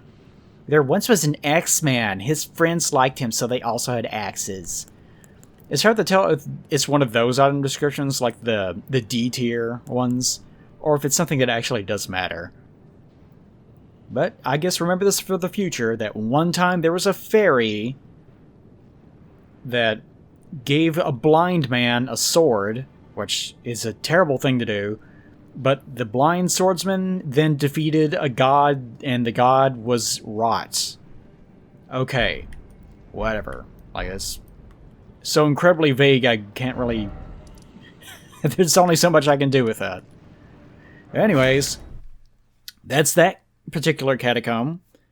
What was the lore of it? I guess maybe some of those Kaiden guys were building a golem in there, and then wolves ate them. I don't know. Why was there a giant in there? I don't know. Like, so many things in Elden Ring are like that, where they just don't really make a lot of sense to me. Now let's hurry and do this, so that Bach can quit pretending to be hurt, because he twisted his ankle before he even got in there. Oh, they beat me up, did they? What did they beat you up with? Yeah, they didn't do anything yet. Okay. Let's try to get rid of all my runes, because this actually is kind of a difficult sort of fight. Man, I have a lot of these things. What's my next level? I need about 1,200. I think these might be 200 each. I think. I mentioned this in one of my Dark Souls playthroughs, but you know how all the games always have soul of a great hero, soul of a champion, soul of a stripper, soul of a guy who liked to look at his own butthole in a mirror. Just there's a soul of everything. In this game, it is arguably better. It's arguably worse. Because now, instead, it's just Golden Rune 1, 2, 3, 4, 5. And they do have very slightly different item descriptions that are almost the exact same thing as one another most of the time. Runes are a nourishment for developed divinity tarnish, provided if ranking we found. Runes are still imbued with the power of life itself. Do you see the Erdtree towering over? Like, even here, they're for the most part completely worthless item descriptions. the fact that they have numbers after their names means that they are a little bit more... They're easier to track because they are numbered. But they don't have a description that really resonates with how strong they are. Plus, they have the same problem as the prior games, where you don't know how many souls or runes they even give you. Like, instead of having bracket 1, bracket 2, bracket 3, this one, since we know this is 200 runes, it should say bracket 200. And that's it. Like, it should just tell you. But even beyond that, I've mentioned this before, these things should not even exist. Like all these, the golden rune 1, 2, 3, 4, 5, 6, so far, they should not exist. What you should have is one item in your inventory that is just like a rune piggy bank. Let's call it that. It's the piggy bank system. And this goes for the other games as well. And in your piggy bank... I forgot I'm going to have to need a stupid fucking torch again. And the way it works is you come across a soul, like Soul of a Great Hero or whatever. And whenever you pick it up, it will say Soul of a Great Hero. And you might get like how in this game you have these things, like the little notes. You have notes, you have paintings, you have your tutorial things. It goes in there. And it's like great heroes. And then it gives you whatever the item description of the Soul of a Great Hero would ordinarily be, which would be kind of just useless text, like it always has been useless text. There we go. Wanted to kid him before you screamed. But I couldn't backstab him. But otherwise, all those souls, instead of becoming an item that you have to go in and use, just go into the piggy bank. And the piggy bank works basically like this does, except whenever you say you selected, instead of it going, how many of these items would you like to use, it just asks how many souls or how many runes would you like to pull out. Because that's effectively the exact same thing that you're doing now. So instead of having a cluttered inventory of dozens of these things, you have one item that is a piggy bank item that just has all those in there. It is essentially the exact same system without all the clutter. It is one way that you can resolve that problem. Wow, what the fuck? I really flew over fucking Air Jordan that shit. What the hell? Alright, well, all the same. So, I mentioned before, I don't like areas where... Yeah, shut up. I was hoping that guy would not scream.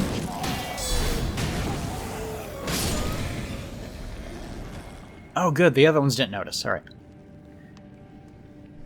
I mentioned before that I don't like being in areas that are caves, because something about actually having sky above my head is more comforting. I think that one's the one that... Yeah, this is the big guy. Damn it. Yeah, I can't actually backstab like this. Well, whatever. Yeah, that does do... I was afraid doing it one-handed would do way less damage, but it's still alright. Alright. Now, hello, lore man. This is a noble corpse. Not much to say about him, though. Land octopus ovary. Why was he carrying around a land octopus ovary? Have I even read the item description for these horrible, horrible things? It's so gross. Why is it these Dark Souls style characters, whenever they kill something, they're like, it has, like, sure, this is a 50-ton animal, and it has tons of meat and like bones and fat. I could probably break this down into candles, some sort of sealant. I could sharpen the bones. I could turn it to a fucking flute. I could eat the meat. I could cure it. I could sell it. No, I'm gonna steal its ovaries. This is the one thing that I want. I'll leave the rest. But I will spend all my day carving into its body so I can get at that sweet, sweet ovary. Puffy, milky, white ovary of land octopus. Land octopuses eat humans and are very young. There's his blood that runs through these ovaries. Okay. So I guess the reason why you're collecting is because there's, like, human blood in these. Although I don't know why exactly that's so important to him. Whatever. I think this is an NPC summon. The nice thing about NPC summon, and this is, since this is a tutorial area, I guess I can get rid of this marker now. Since this is a tutorial sort of area, and this is one of the things that they like to highlight in the network test, and because there's also a quest associated with it where you beat Balk out here, then he goes down here, and he becomes a sort of reoccurring character. I get the feeling that they put a little bit more care into this one than they did the other catacombs. Like, for example, the one that we just did is the High Road Cave. And this one did not seem to have the same level of care. And most of the catacombs in general, I would contend, do not have that same level of care. But anyways, this one they definitely want you to complete, but it is still fairly hard. And I think this is sort of a teaching moment for them, where they wanted to make sure that you were aware that you might come across content that is a little bit above your head, but it's still okay to summon. So in some cases they will give you an NPC summon, but the nice thing about the NPC summons is that they don't block you from actually using your own summons. So you can actually bring this dude in, Old Knight Istvan, who looks somewhat like me in a weird way. Look into the camera. Nah, no, he doesn't. I thought he had a beard at first, and I don't think I've ever seen this guy otherwise. So if he has any lore associated with him, I have no idea. At least it is not like Dark Souls 2: Scholar of the First Sin, where they were like really preoccupied with trying to make all the NPCs act human. Ugh. Like, that was cute, but it grew old pretty quickly. Where you would have invaders show up and then they would, like, taunt you, and then run through areas full of traps, or do, like, meme emotes to you, and just whatever. Anyways, let's proceed. Alright, you're down here. Oh, okay. That's what causes the fog wall to appear. Okay. But the actual boss is, like, right over here. Unfortunately... God damn it. Unfortunately, since you bring in summons, that does cause them to alert the bad men a little too quickly. And I can't see shit. I need to get rid of my torch, because I can't see shit. There we go. Down, give me down. This is having a much easier time of it. You know? If you do this solo, it's way more of a problem. There we go. So for that, tailoring tools and sewing needle. And you notice that once you actually kill those guys, these dudes will surrender. They'll like start cowering. Unfortunately, I don't get much of a choice in the matter, because my summons do not much care for prisoners of war. Oh man, I'm trying to stop them. Please stop, summons. They're surrendering. This is an act like a criminal war. Alright, I guess they're fine. And the funny thing is, if you've ever noticed, your summons will vanish, and they only vanish whenever every single enemy that they can detect, anyways, is out of the area, so there's nothing left for them to fight anyways, and that's the reason why they leave. But yeah, there's no There's no one left to tell the tale. No one at all. Yep, no prisoners of war. I'm just gonna let this guy toast his nuts on the open fire for a while. Why do they make monkey noises? Like I mentioned before, how Balk sort of looks like he's not necessarily supposed to be any one particular beast. Now, I still sort of lean to that, but they do look a little bit more monkey-like. Anyways, you just enjoy the sweet sounds of that honking chimp noise in the background, which is just fantastic. These are the two things that we got. Balk the Demi-Human's prized sewing needle. Why were the bosses carrying this around? Like, I joked that they were beating him up and they didn't like him because he wore a foppish hat and spoke very gently. It was just sort of a little weirdo.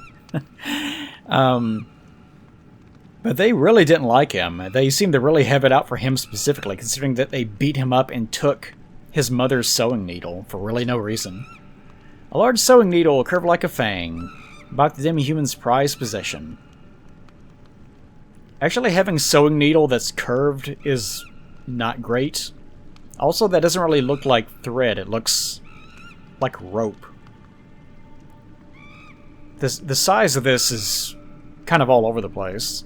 Anyways, alright. A portable set of tailoring tools enables armor alterations at sites of grace. Yep, so they do. Not much to see there. Man, it's a shame that that guy died from having his nuts toasted over a period of several hours. It's crazy. Let's move from right over here. No, come on. There we go. Now he can die as he lived. Let's just really get up in there. There we go. That's what you guys wanted to see, right? Yeah. This really toasts him. Look at those butt cheeks. You could really crack those things, you know? Just really slap and just watch him jiggle. It's really good up in there. A lot of geometry to those things. Good for him. Alright. You can go out here, but it is not recommended. I need to put my stupid torch back on. I really need to get that,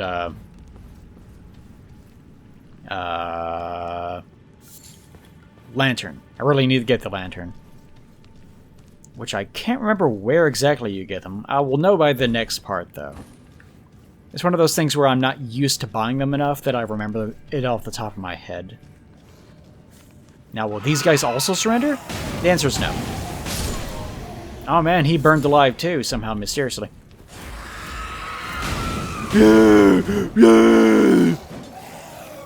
I guess I didn't get the memo that their leaders are all dead. Are you gonna do anything? Neat. Yeah, I really like the guard counter in this game. It seems like with Elden Ring, a lot of their answer, like in the past, they're like, well, we can't do that. That would be overpowered. What will happen to the PvP community? Well, they keep doing that. Especially with like the whole guard countering with shield thing. After Dark Souls 1, they really overreacted to a lot of things.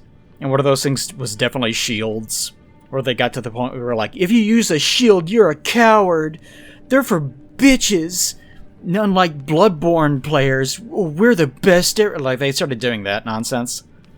And in 3, they tried their best to make shields, like, as shitty as they possibly could, to where almost none of them were 100% block shields, and a lot of the enemies can just power their way through all your shields.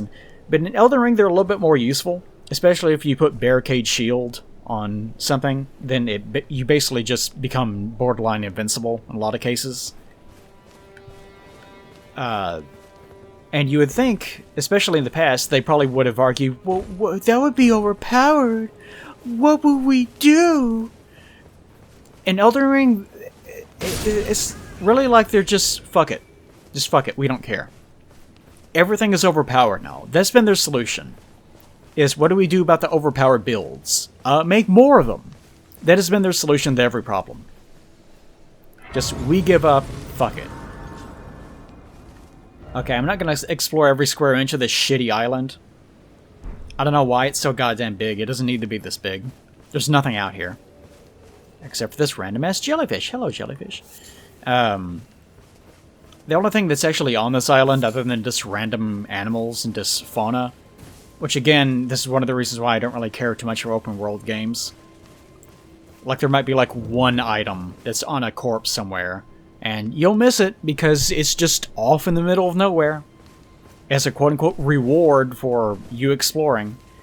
But actually, the only thing that's actually of substance here is this dumb dragon temple thing, which, if you kill a dragon, you get its heart, because it is a 500 billion ton dragon, and your character, of course, wastes 100% of that and just takes the heart, and that's it.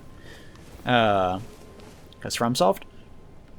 And you can offer it to that thing, and then you get spells that require arcane.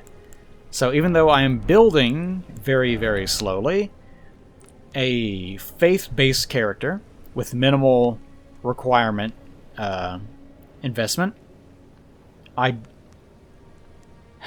don't know if I'm actually going to upgrade arcane enough to actually use those spells or not.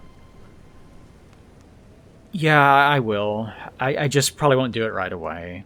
Because I'll still have to show them off. Also, like your eyes change color if you use enough of those spells or something stupid, I think. But anyways, as far as this actual temple goes, it is the generic ruins model, again, because they're just everywhere. And there's a bunch of individual dragon statues that are just everywhere for some reason, which kind of makes it look like they were gathered from all over the place and then brought here and then just thrown about haphazardly, because the placement of them doesn't really make any sense. It really just makes it look like they just tossed them all over the place. And also, considering that they look like they're placed around the ruins, they look like they were placed after this place was already reduced to ruins. Although I could be reading too much into that.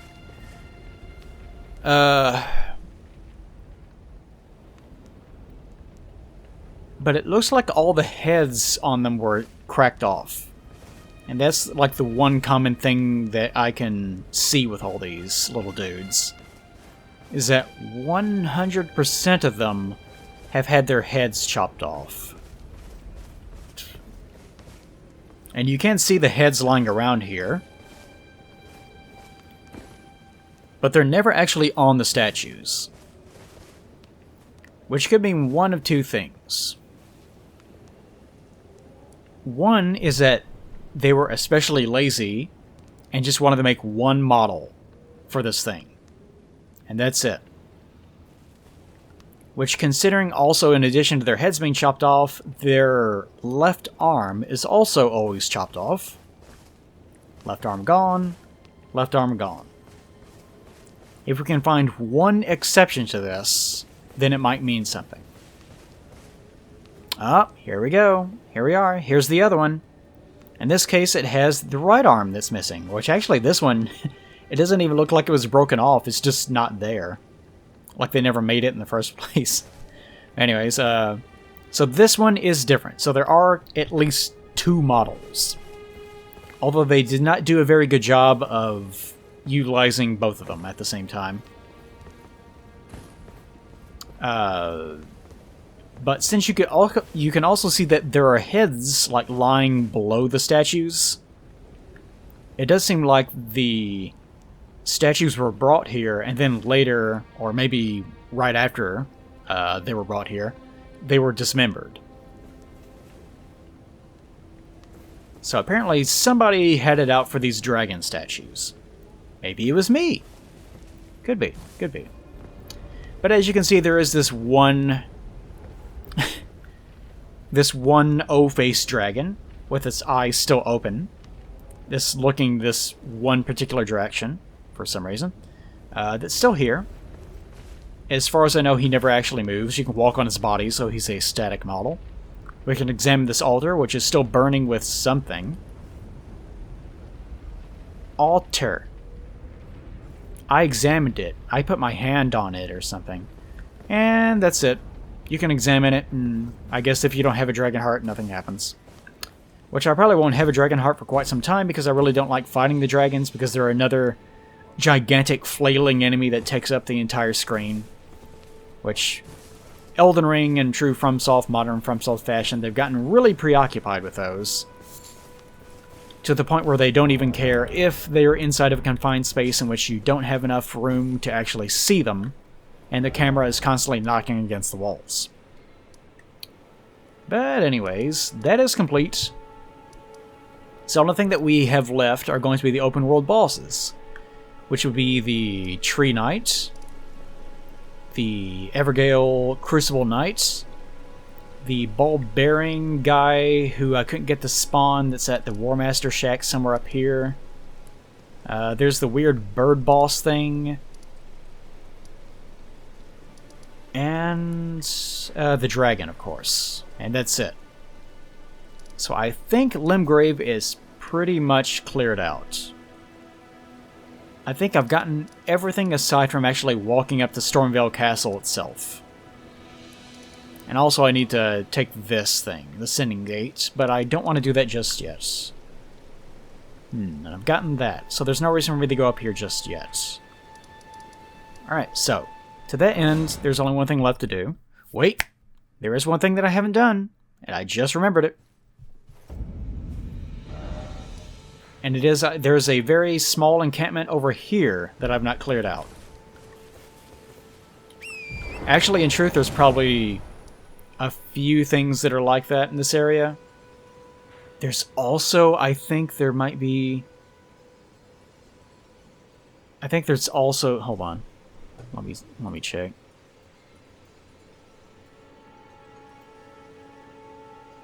Maybe not. Maybe I was fantasizing about that. But I thought there was supposed to be another, like, catacomb or something in this area, but yeah, I guess not. Okay, anyways. But I think everything else is pretty much done. Did I ever get the... Yes, I did get that over there. Yes. As I've said before, from, like, again, I don't want it to be a Ubisoft game where there's like a million UI elements, and they're like, you haven't gotten the following 64 collectibles, and there's like a million things on the screen. I don't want it to be that, but FromSoft's obsession with making things very cryptic and untraceable does not work well in an open world, because it's just too big. There's too much going on, there are too many elements at play. They need to have some sort of tracking element. It doesn't have to be a really shitty looking Ubisoft UI, but it needs to be something.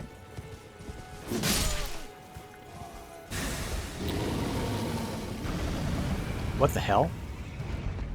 Oh, right.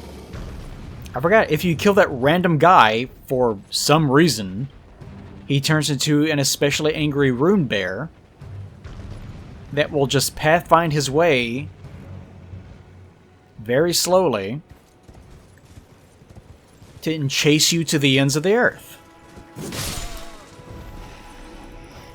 I don't know why. Whoops. Hello again. These guys, the torch guys. I really hate the torch guys. Because of that. Like, look how far that is! Like, that's fucking crazy! It doesn't do any damage, but it stuns the fuck out of you. Well, it does do damage, but not if it's just hitting the horse, I should say. What the hell? Kinda early on the draw there, champ. Okay. So that statue there should be your first hint that nothing good is about to happen. think I'll actually take care of the sorcerers first, because they are being kind of annoying. Okay, so this area, I think I've actually shown myself doing this before. I never noticed this up here. What is this? Don't you shoot me, nasty old magic man. Starlight shards. Oh yeah, this is one of those crystallized points of light, if I remember correctly. I'm not quite sure what these things are.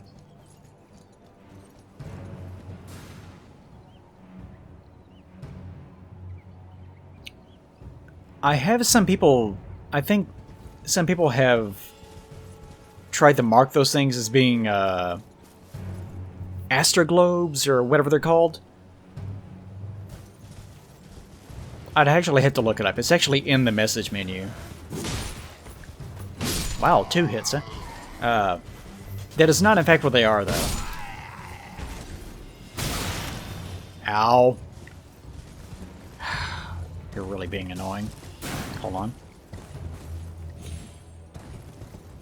The... whatever they're called, I will have to, like, look it up in the message menu.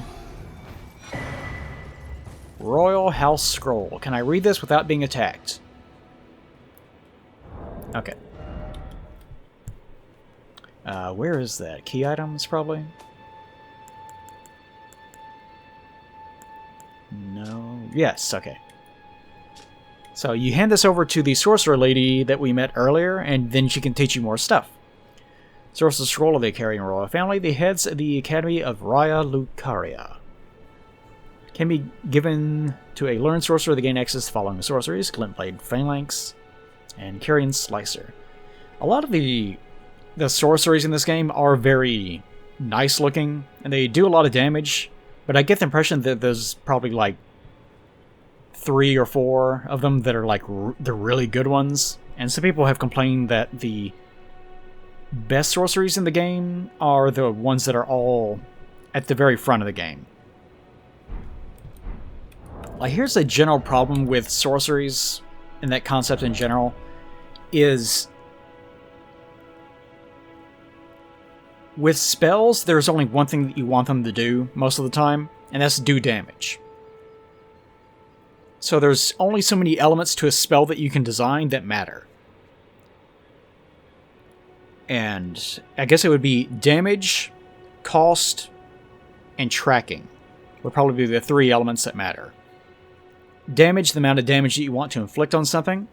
Like if you have some big cataclysm spell, you're not going to use it on a crab that you'd see walking around. You're not going to use it on a fly. Cost, you don't want it to cost all your FP gauge. You want it to cost a very small amount, preferably nothing, but you're not going to get that, obviously. And tracking, it can be the most powerful spell in the universe, but if you can't hit someone with it, then it's completely worthless. So those are going to be the 3 elements. And tracking would also contain spells that, like, you know, like, if it's a sword that you sweep out in front of you in an arc, I still count that as tracking.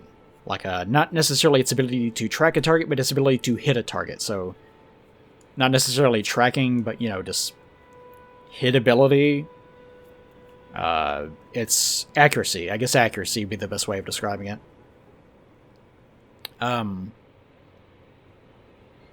So once you have one spell that does a good amount of damage, doesn't cost much, and can reliably hit almost anything that you can cast, what do you need besides that?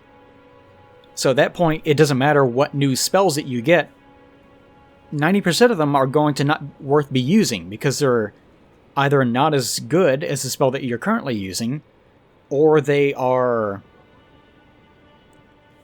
side grades, or they are actually worse in some elements. Like they are much better in one of those other categories, but they have really bad accuracy, for example, or they cost way too much. So when designing the spells in these kinds of games, I imagine that's what you're going to run into. Otherwise, you end up with the problem of, this is a red enemy, you have to use blue on him. This is a yellow enemy, you have to use green on him. Like that crap. Anyways, probably objects, things. There's confident on some incredible ability. Try to find that word. Springgate. Astrolabe. I think that's what it is. Stone astrolabe. Let's look up astrolabe. Let's learn. They called me astrolabe. Yeah, that is what it was. Because an actual astrolabe was basically like a pocket watch. But some people label those things over there because they are stone and they look weird as astrolabes. I don't think that's what those actually are. I don't know what they are. Like, they make no sense to me. If you want to leave that in the comment section, feel free. It's always nice to learn new things. It's always nice to kill new people as well. But especially nice to learn new things, especially if they assist you in killing new people. It's the best kind of things to learn. As far as how to correct that sort of problem in designing magic, I don't know. There are various ways of going about it. Motherfucker, I'm gonna get off my horse because of that. Little bitch.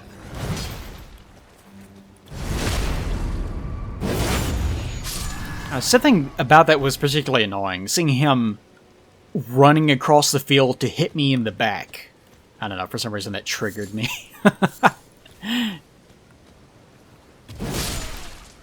These poor guys. I guess the sort of idea here...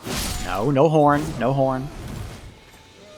I guess the sort of idea here is that these poor commoners are being forced to gather from these ruins by these soldiers.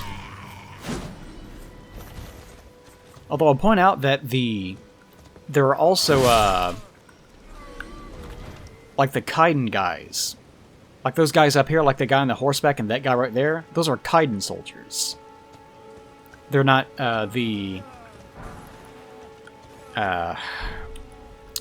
Godric, whatever the hell his name is, or Margits, whatever.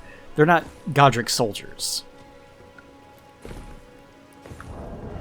Let me actually real fast look at Kaiden Helm. They're sellswords. Yeah, they're mercenaries. Alright, I was about to call them mercenaries, but I wanted to make absolutely certain. So I guess, even though they sort of... They're probably the... Yeah, they probably are by far the strongest enemies in this camp. They're not the leaders. Who exactly is the leader of this particular encampment? I don't know. Maybe it actually is the mercenary. I don't know. I don't think that we actually have gotten the...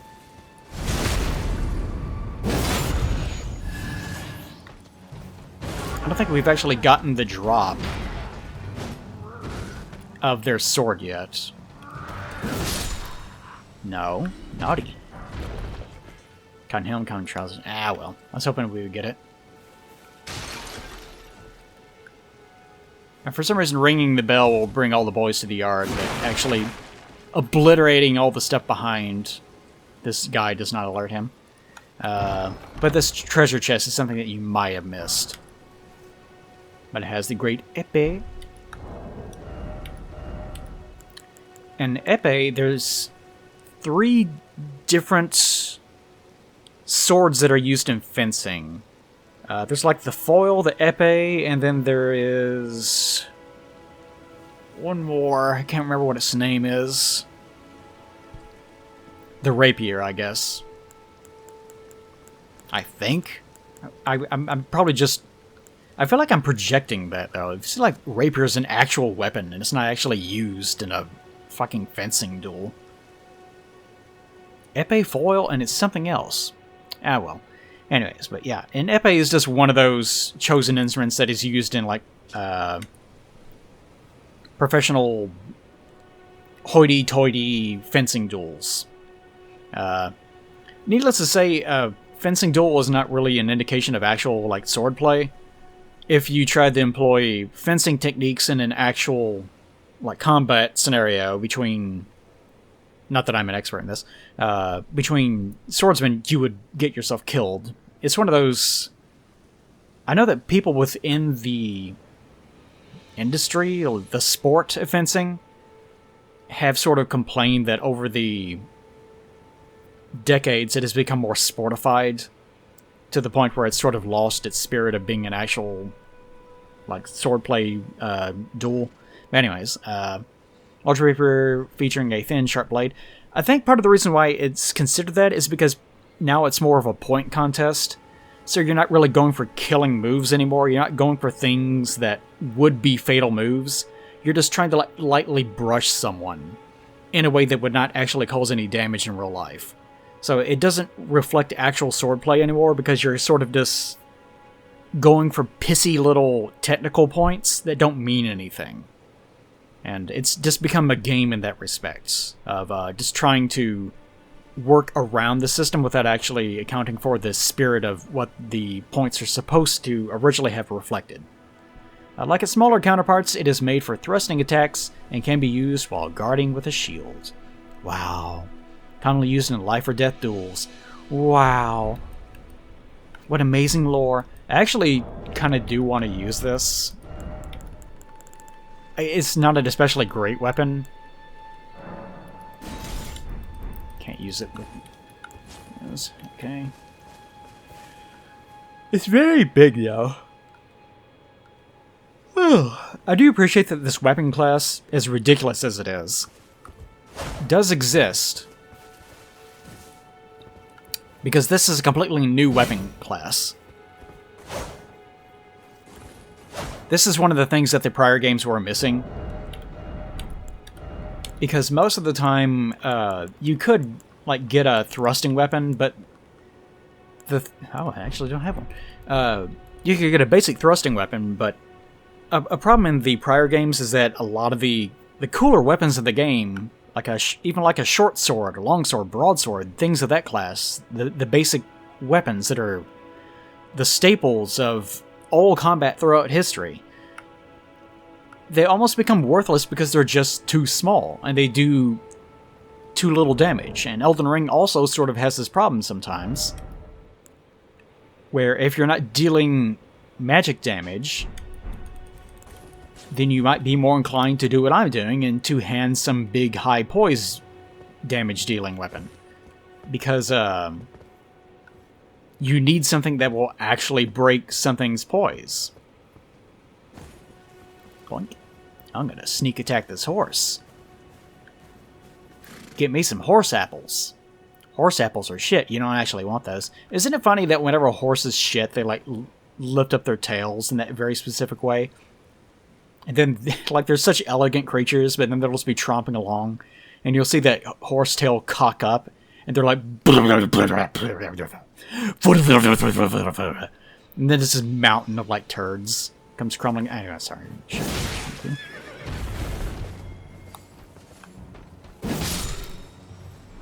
Drop your weapon. Yeah, just pants.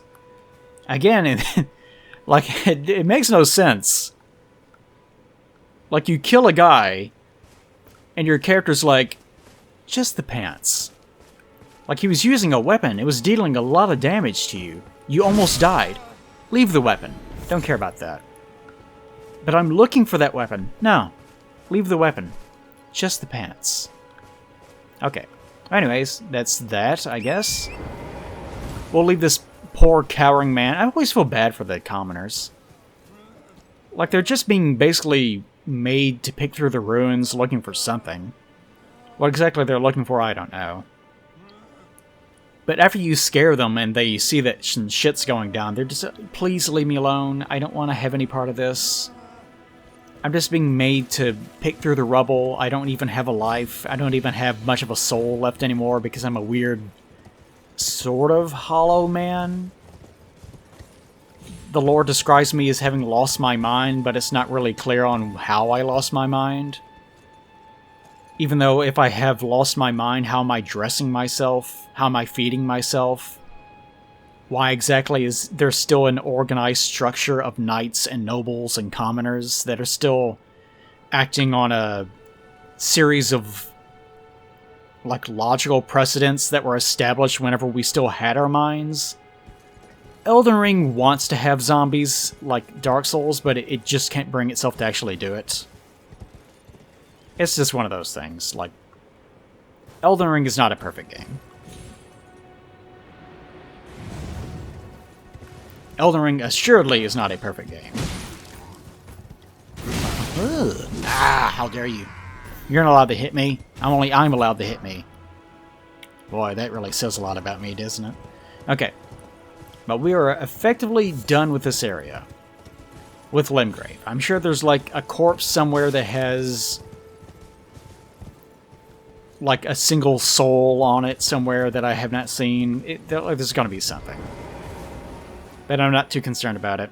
What I am concerned about is besieging this little bridge area and kicking the shit out of these poor guys. How about you, sir? Oh, I lost my mind or something. I can still dress myself in the morning, but I don't have my mind. I really want to kill you, though. This thing, I really love that whatever it is, Arbalest. Like, they're just obliterating their own, installations. Because fuck it, right? Also, they're very good at free aiming that thing. Needless to say, something like that is not something that you would use at this close of a range unless it was being aimed straight down a corridor.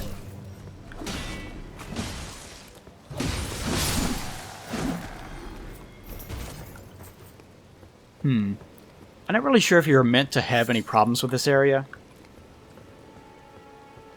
Like, I guess you might die once if you show up here really, really early. And you just so happen to get hit and killed by that thing. Maybe? But otherwise, yeah. Nothing really going on here. Too bad you're not allowed to use it. That would have been fun. I wonder why you're not allowed to. This seems... It's not an oversight. It seems like that would have been really fun if there was a few moments where you could turn an installation's defensive structures against itself and shoot enemies and destroy like other like catapults and stuff like that. That would have been nice. Stone sword key. Now, why exactly they were protecting this area, I don't know. So we can't see this part of the map just yet, which is going to be the last thing that I do today.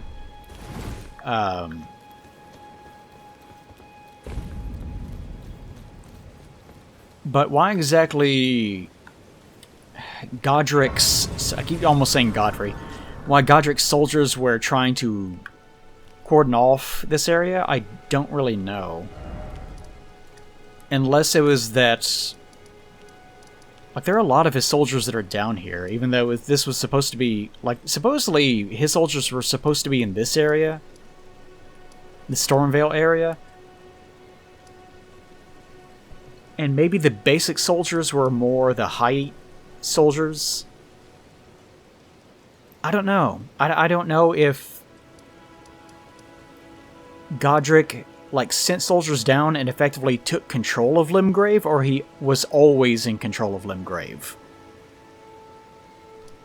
But either way, maybe he was basically just trying to use this to seal off this area so that he didn't get any problems from this area. I don't know. I don't think he was trying to protect people from going into it. So long, guys. They enjoy one another's company. That's my favorite bit of lore about them. They really enjoy each other's company. Something about that is so wholesome. Alright. So sadness ahead, great. Hello? Is somebody there? Might I bend your ear for a moment, please? My name is Irina. I've escaped from Castle Morn, to the south. The servants there have rebelled. I can't be sure what it is. My eyesight's been weak since birth, you see. But I swear I heard frightful howling from all over. My good father secreted me out the castle, but decided himself to stay. He says it's his duty. As commander. Okay. Hate it whenever they talk too much. But yeah. All the messages around here are like, sadness ahead, oh my goodness, what has happened, you know. This is one of the cases of the message system really spoiling things ahead of time. Which, considering that there is a random blind woman just sitting out in the middle of nowhere. I can't imagine too many good things are going to happen to her. A couple things to say about her. First, the fort that she's talking about, I can't get to it on the map because I don't have the map yet, which is kind of annoying. It supposedly used to employ demi-humans as servants, and the demi-humans have gone through an uprising and have basically completely obliterated the castle and all its inhabitants and so forth and so on, which we will see later. Whether that has any relation to what transpired up here at the fort, we don't know. Maybe the reason why that they rebelled down here is related to the whole demi-human mother being killed that we saw up here. I don't know. We'll read into that whenever we get to it. But another thing, she says that her eyesight has been weak since birth. But we see that she has the same blindfold thing going on. So again, we have a theme of the eyes being linked to something in this universe. And people either covering them up, or them erupting with power, or them losing their eyes. Later on, we will meet that lady that I think we already ran into, that was up here. Like, if you bypass Stormvale and go up here, across the bridge, and take this route to go behind Stormvale, and circumvent that entirely, you run into an NPC that is also blind, and is asking for you to feed her grapes. And if you read the item description of those grapes, it basically just says, these are eyeballs. These are actually human eyeballs. And she says that whenever she eats them, whenever she eats eyeballs, which is just rad, by the way, then she is able to sort of briefly see the grace, like the guiding grace that guides her to places. And that's their way of sort of like going down the process of supposedly becoming finger maidens. And I still don't know enough about finger maidens to say what the hell those even are, really. But you can have failed finger maidens, you can have people that imitate finger maidens. But supposedly they are the things that allow you to level up. I don't know. But whether she is also being led to become a finger maiden, I don't know. But she does have this whole I'm blind thing going on. But the fact that she mentions that she has had weak vision from birth might mean that either the finger maidens are chosen because they have weak vision, and they are chosen via birth for that method, or it could be that they have something happen to the mother prenatally that predisposes them to become finger maidens. Like it's almost like a curse or something. Again, I don't know. I don't know if there's any information about that whatsoever. But she be blind. Bitch is blind. I fear for father's life. The servants are full of wrath. You can Filled see with her hatred eyes. for every one of us. They've since come for every one of the companions I escaped with. They haven't spared a soul. I fear it's no different at Castle Morn. Please, I implore you, would you mind taking a letter to my father at the castle? Yeah. My soul wishes that he escape, even if his honor should be the price. Please. I just want him to be safe. You know, I kind of wish that they'd... I know people have complained about how the NPCs don't have mouth flaps, like they don't talk whenever they talk. I much prefer them not, compared to this, where their mouths are just like...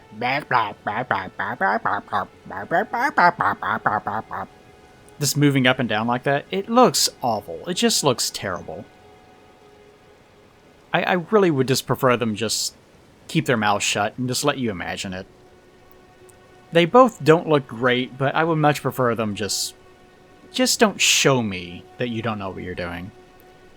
But yeah, you can look under her little blindfold here and see that her eyes are there. I don't know if you're actually supposed to be able to make out anything over there. It does... It's hard to tell. But it does sort of look like her eyes are completely black.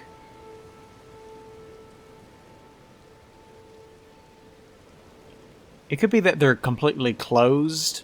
It's very difficult to tell, but it does look like they are open, because I can't imagine them going through the trouble of having her eyes be completely scripted to be closed all the time. It does look like they made her model so that her eyes are completely pitch black. Which either is an indication that she has no eyes, or that her eyes actually are darkening completely. Which, usually if you're blind, of course, you don't have completely black eyes. If anything, they would be completely whitened. Although it could just be the lighting, and the fact that we're not able to look at her eyes clearly enough, and they're just completely ordinary eyes. You would actually have to, like, break out the model viewer to be able to tell one or the other. Take this. Not everyone can have big, beautiful eyes like I have. So beautiful. Okay, Irina's letter. To my father, who remains in the castle, if you please. I like to imagine this entire time I never actually said anything. Like I walked up and she was like, "Who's there? Is someone there?" And she can't see me. And I just stand perfectly still. And then she goes through this whole speech of, "My father's in the castle, they uprose, and now I'm also blind, and also I wrote this letter, could you take it to my father?" And she holds out her arm, and just like, it drops to the ground. And I never pick it up and just walk away. Sorry. If you wouldn't mind, deliver the letter to my father at the castle. He can be stubborn, but I'm sure he'll come around. Fantastic, okay. You know, my frame rate readout does show that the game is running at 60 frames a second. Well, technically like 55, 56, 57. As soon as I got on my horse, I lost like 3 frames. That's funny. Okay, so let's run through here. I guess we can clear out this first little area just to have that done. And then we'll grab the map, and then that will be it for this particular episode. I was afraid I wouldn't have enough content, but it ended up being an ordinary 2-hour-long episode. Go me. That's Plague Ripes content in a nutshell. Stupid fucking dogs. Hate you things. What a sentence just then. I hate you things. You things hate. Go get 'em, boys. Let's fuck 'em up.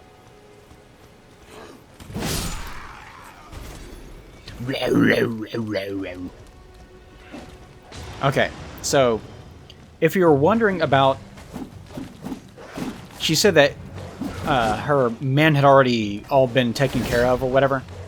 Dog, can you please stop fucking jumping all over the goddamn place? Can you behave yourself and just die? God, so needy. That's what I hate about dogs. Just jumping all over the fucking place. And even whenever... God damn it. I hate you stupid things. Really hate being hit by things. But yeah. You can see that this is presumably is the caravan that she was talking about. Because on one hand, you have all the demi-humans over there, who are just chopping the fuck out of all the gentlemen that they met on the road. And we have, of course, this, which is a partially looted caravan with a morning star in it. Let's take a look at the morning star. This is not a strength character, so I'll have no point using this. I really wish that they would treat strike weapons a little bit better. They're a little bit more useful in this game. I've always preferred strike weapons, but they're always just so slow, and they don't really do any more damage than an ordinary weapon would, and they tend to have drawbacks in some of the games, like if you miss, then you stagger, and they do everything in their power to make sure that you don't use them. I don't really understand it. Warhammer comprised of a globe attached to a handle. Though a bludgeon dealing strike damage, the appellative star is covered in spikes which cause blood loss. Ironic, given its graceful name, this weapon often reeks of blood. Yep. Actual morning stars, usually the spikes, if it had spikes at all, were nowhere near that big, because why would they be, other than to look cool? You actually want there to be at least some amount of space so that the transference of kinetic force is greater than it ordinarily would be if it was a flat surface, of course. And that's usually with the nubs are actually 4. Not for looking wicked rad, but using it to graze flesh is a nice bonus.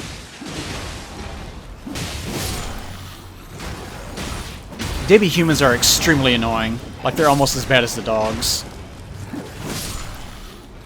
Because they also have extremely long combos, and they just lose their mind, and they dart all around the place. I really hate them.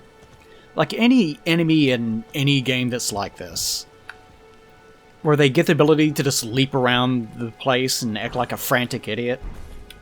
There's something about it, I don't know, just really detest it. But anyways, you can see a bunch of nobles that are strewn around. They're, again, zombie people. So whether or not her caravan consisted of her and a bunch of zombies, Elden Ring is so bad about this. Like, on one hand, sometimes you have completely ordinary people. And they seem to be either... They're always either tarnished or they're nobles. So maybe there's something to that. But no one ever acts like it's abnormal. Like, presumably, like, whenever you see a caravan, it's usually being carried around by, like, a giant. Like, it's being pulled by a giant or two. There are, like, knights or something that are with them who might be sort of sane, or they might be weird hollowed-out zombie men. It's not really clear. But they also have, like, nobles with them and commoners. But both the nobles and the commoners are both, like, hollows, in a sense. They're, like, weird zombie people.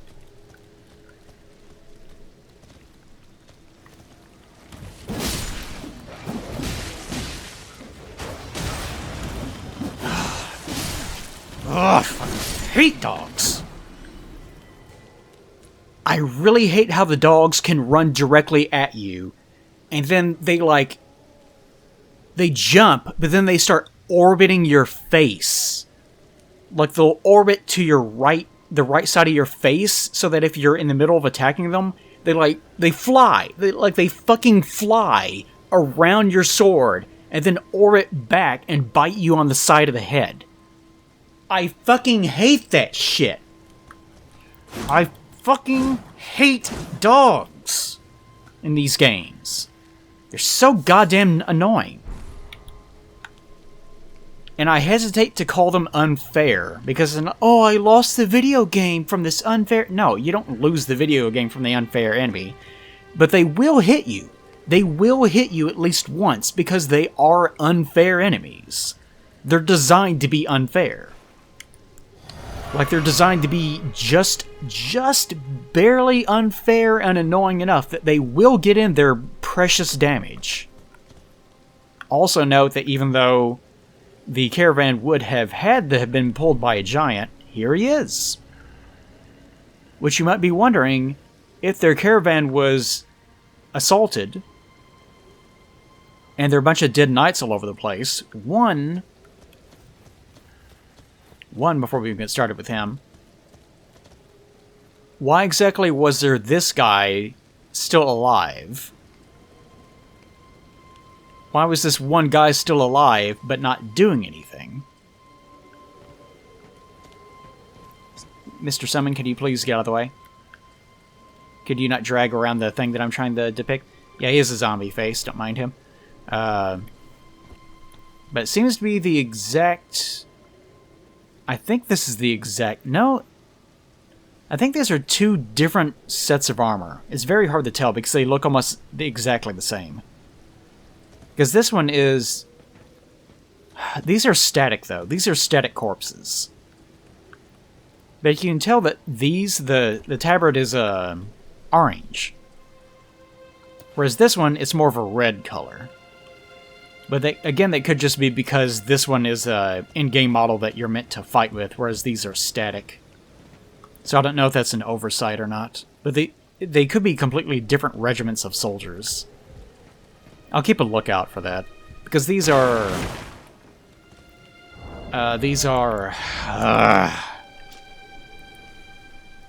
Godric's, okay. Yeah. I didn't want to make sure that they weren't, like, specifically Margits or something. But these are Godric the Grafted soldiers. Whereas these might be something belonging to someone down here. Although they could also be Godric soldiers. Because over here we also see that there are corpses of them over here as well, in addition to the nobles and whatnot. And these were the corpses that were being chopped up by the demi-humans. So the demi-humans assaulted this caravan,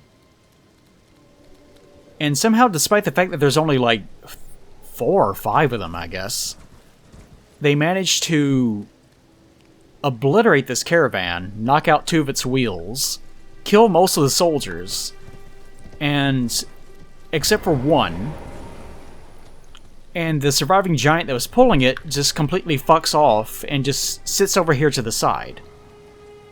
So maybe the the giant is not particularly loyal, and maybe one of the soldiers was not particularly loyal.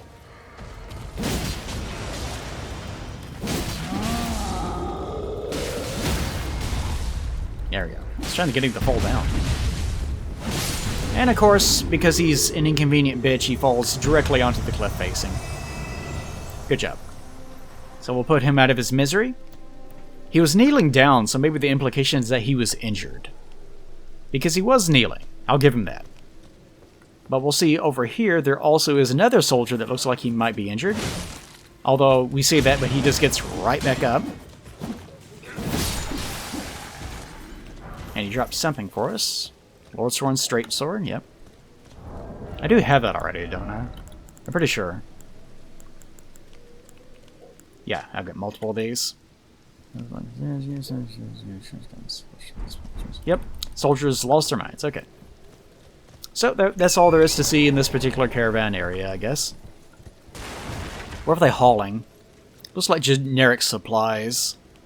So once her father sent her off, he sent her with a very large contingent of soldiers. Like, there are dead soldiers everywhere. And also, they were sent off with a large amount of supplies as well. Where exactly they were going, I don't know. Maybe they thought that they would find sanctuary in Fort Haight. Or maybe they thought maybe Godric would help them. I don't know. But just not here, I guess was the logic.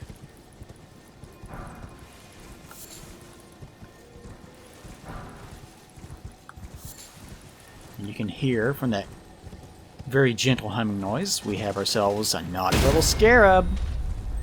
I love breaking their poise. Something about it's very satisfying. Mighty shots. Alright. Mighty shots? A shot most mighty, sir. Stop talking like that. This hash roll grants no offending armor. Blah, blah, blah. Mighty shot. Archery skill performed from oblique stance. Ready the bow, then pull the bowstring to its limit to enhance the power of the shot, penetrating the enemy's guard. So, there are... Oh, there he is. I guess it's nighttime, technically. I'm going to have to kill that guy next episode. I don't want to deal with him right now. But that's where we're going to get our Dex Flail from, which we will need because it's one of the very, very, very few Dex weapons that can actually deal strike damage. Which actually, I think flails might be the only ones that are actually... I think all of the flails except for one are Dex. One is Strength, and I tried using that one on my other character. It was not good. It was not particularly great. But I'm also going to have to farm up and buy out the inventory of this particular gentleman. We'll go ahead and talk to him, because why not? I like this guy. Straight to the point. Alright. Cookeries. I think we've already looked at this. Yep, we looked at that. Crack pots. I'm going to do more of these. We already know about that. I already know about Stone Sword Key, Bastard Sword. A large sword with a straight blade. This heavy sword is usually wielded with 2 hands, but for those with enough strength, 1 is sufficient. Of course, it's called a bastard sword because it is a hand-and-a-half sword. So you can... It has just enough of a...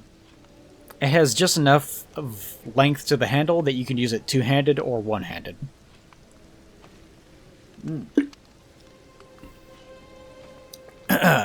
You might be wondering why exactly wouldn't you want to have a long handle all the time? There actually are reasons. If you have ever swung something around that has too long of a handle, then you would know. It does interfere with your dexterity. The same thing is also true if you're... Like, if you ever wondered why would people use, like a dagger as an offhand weapon for parrying? Why wouldn't they just use a shield? Well, one, actually carrying around a shield is way more cumbersome. You can hide a dagger pretty easily. Another is that shields break actually very, very frequently. During duels, it was quite common to bring multiple shields, but you would have a set amount of them. It's almost like a stock system, like Smash Brothers. You would actually have a stock of shields in some cases, if people were having honor duels. Because it was very common for your opponent to intentionally break the shield. Obviously, that was not quite the case if you were having like a full metal shield. That one would still have wear and tear, but it wouldn't break as easily, but they were very expensive to make, so they were not actually all that common outside of knighthood. So in the case of daggers, it was just way more convenient to have a dagger. Shields, not that common, and whenever they were common, they were just very shoddily made and broke very easily. They were kind of more disposable. They were not really something where you... Like, you see people sword fighting in movies a lot. You're not supposed to bang your swords together like that. It's very bad for the weapon, for obvious reasons. Same thing would go for shields. You're really not supposed to use your shield that much. It's... Really, during a sword fight, you're supposed to make your strikes count. And sword fights typically would not last very long, just a few seconds, if anything. Because you are swinging a big sharp thing around, and you will get killed very, very rapidly. But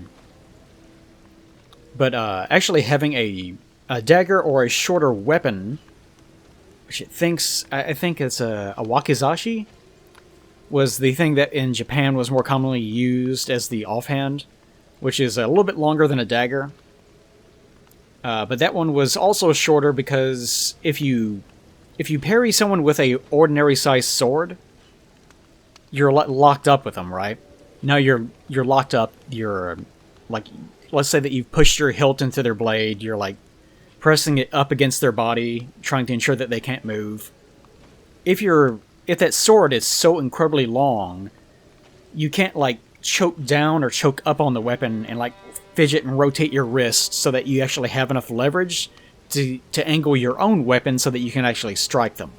Whereas if you're using a wakizashi style weapon, or I think it's a wakizashi, or a dagger, then you can have that leverage because the weapon is just short enough that it gives you enough space where you can actually get your footing and a stance correct enough that you can actually land a blow correctly. If I knew more about actual sword fighting, then I would be able to describe that a little bit better, but you guys get the idea all the same. That's my understanding of it anyways. I haven't been in too many sword fights in my day, or anything like that. What's it called? HIPA? I can't remember what the actual organization's called. Light crossbow, ranged weapon made from a bow fixed to a stock. It's a little bit simplistic, but I guess that's correct. Deals good damage, is simple to use, but requires reloading after firing. In real life, it seems like actually, like, in movies, whenever you see someone firing a bow, they're just like, pew, pew, pew, pew, pew, like it's a fucking machine gun. In real life, it actually takes way longer than that. Even if you're doing it for speed purposes and you don't care about accuracy, then it still takes you like a good, I don't know, like probably 10-15 seconds for drawback so that you can actually fire it. Because you not only have to, like, let's say you just fired an arrow. You have to reach back, get into your quiver, pull out another arrow, dock it, pull it back with enough force that you can actually launch it somewhere, and in the process, aim it and then release it. And that's, of course, worrying about having like your guide correct and all this other stuff. So I think the actual timing of it is more like 15 to 20 seconds most of the time if you're trying to take good shots. It's a very long time. There's a reason why that archery was used historically as like almost sort of an artillery during warfare. And whenever you watch movies or something and you see a row of archers and they're like, pull and now release, you might be wondering how come they just don't let them fire as fast as they possibly can. Well, it takes a really long time for them to fire those arrows. One.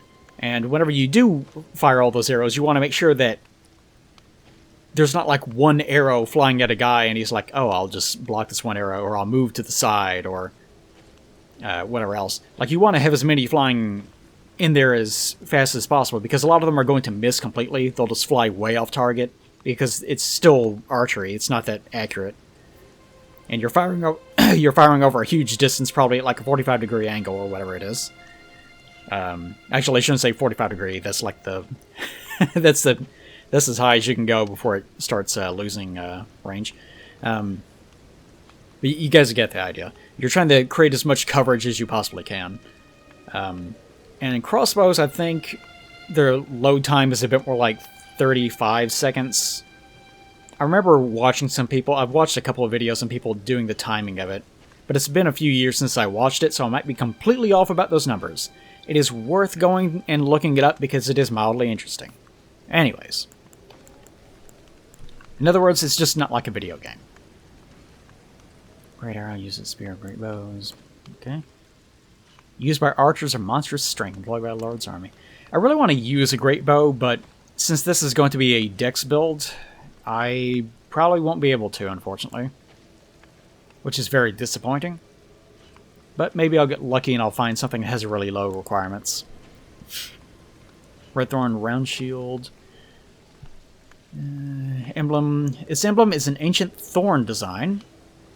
Though it isn't much, it boosts fire damage negation. How? It's made of wood.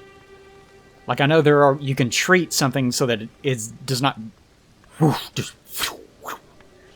as soon as it hits fire, but still. I was not aware this was called a thorn design. Like, there is the English letter thorn, which was the old TH. Like, TH used to be written as a single symbol, and that was called the thorn symbol. And that eventually evolved into something that looked like a Y because of early typesetting.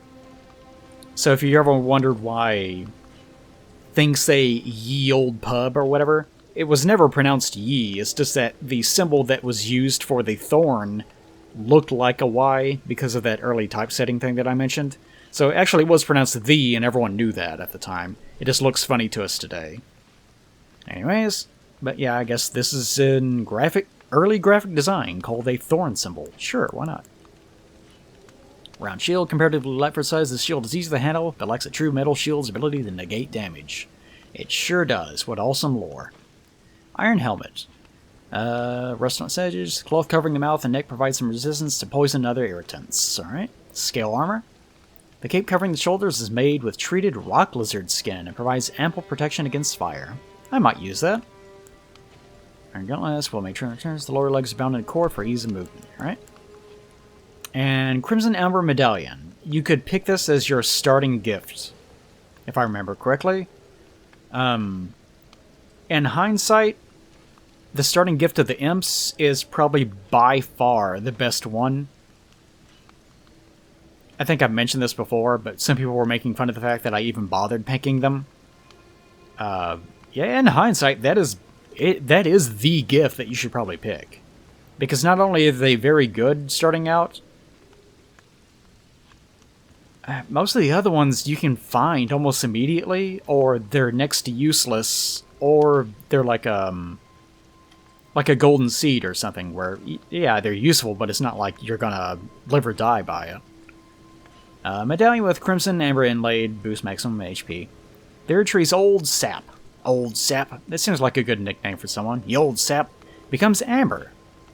Now, there was a discussion that was in the comment section of my last video about this, because we were talking with the sorcerer lady, Selin, about how glintstone is channeling the ambient life force that is left over in space.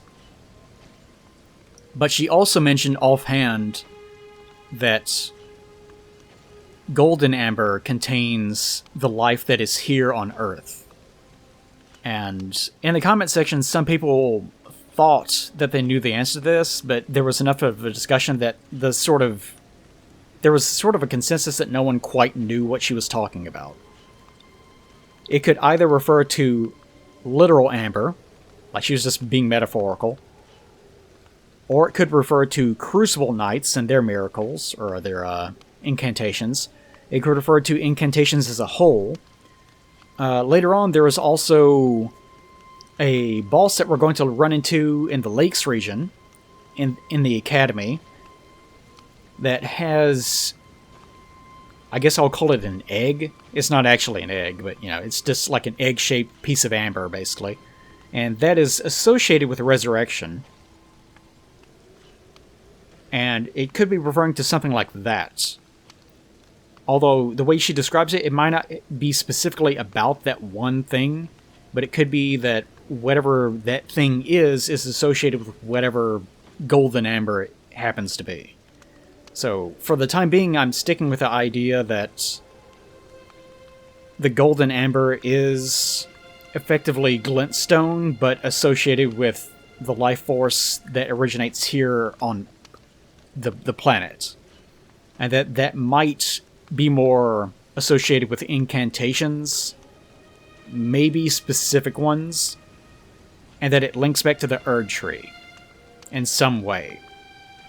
Whether the Erd Tree is the source or whether the Erd Tree is drawing on the same thing, I don't know. Or it could just be that it's just ordinary-ass amber and that she's an idiot and that she should not have said it in the first place. I don't know.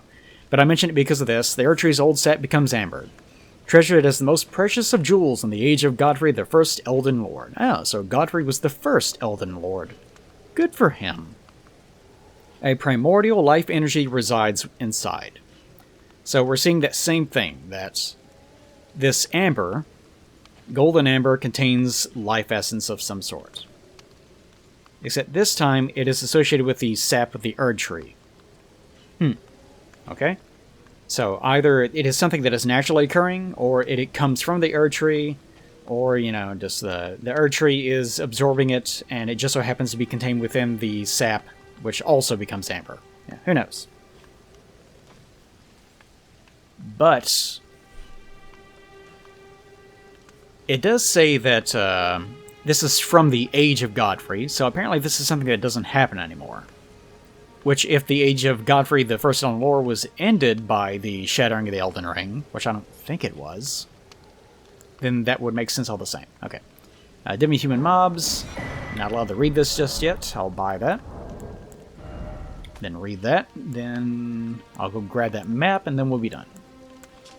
Demi-human mobs. Slay the demi-human mob's leader first, and the rest will lose hope and panic. Well, which one is the leader? Not very helpful. Okay. Alright, let's go grab that map.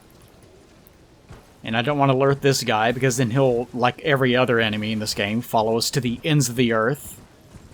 Just desperately craving battle. Oh, I want to fight so bad. I'm such a big man. Okay. There we go. There we are. Also, you'll notice now we're being fired upon by a very angry giant in the distance. He does not care for us being here. Also, I will point out, it is incredibly dickish on Miyazaki's part, I'm going to blame him specifically, to put that stupid map right there. Right at... He may not be able to reach me here, I don't know. I'll let him try to hit me. I'm not going to move. No, he cannot hit me, okay. But notice that that map is right there at the very limits of his range. So you can actually walk over and pick that up and you will be hit. Just a real dick thing to do on Miyazaki's part. Not really any reason to do that other than just for the humor that I'm sure that he has.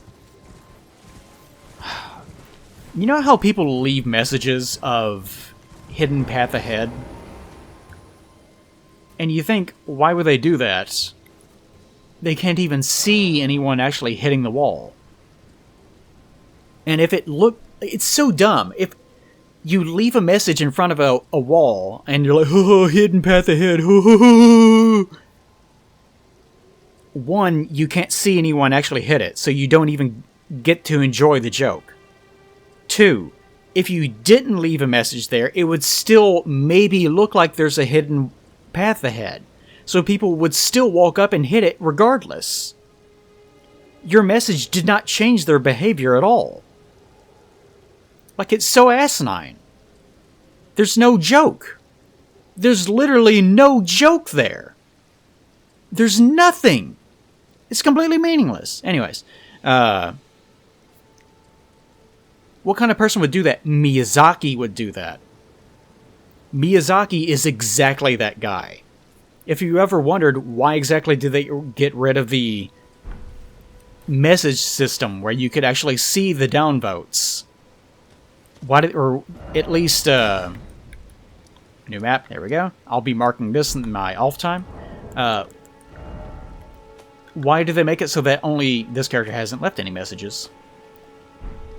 Why do they make it so that you can see your dislikes, but for everyone else, even if it's 9,999 dislikes and 0 likes, or whatever, it still shows up as being plus 9,999?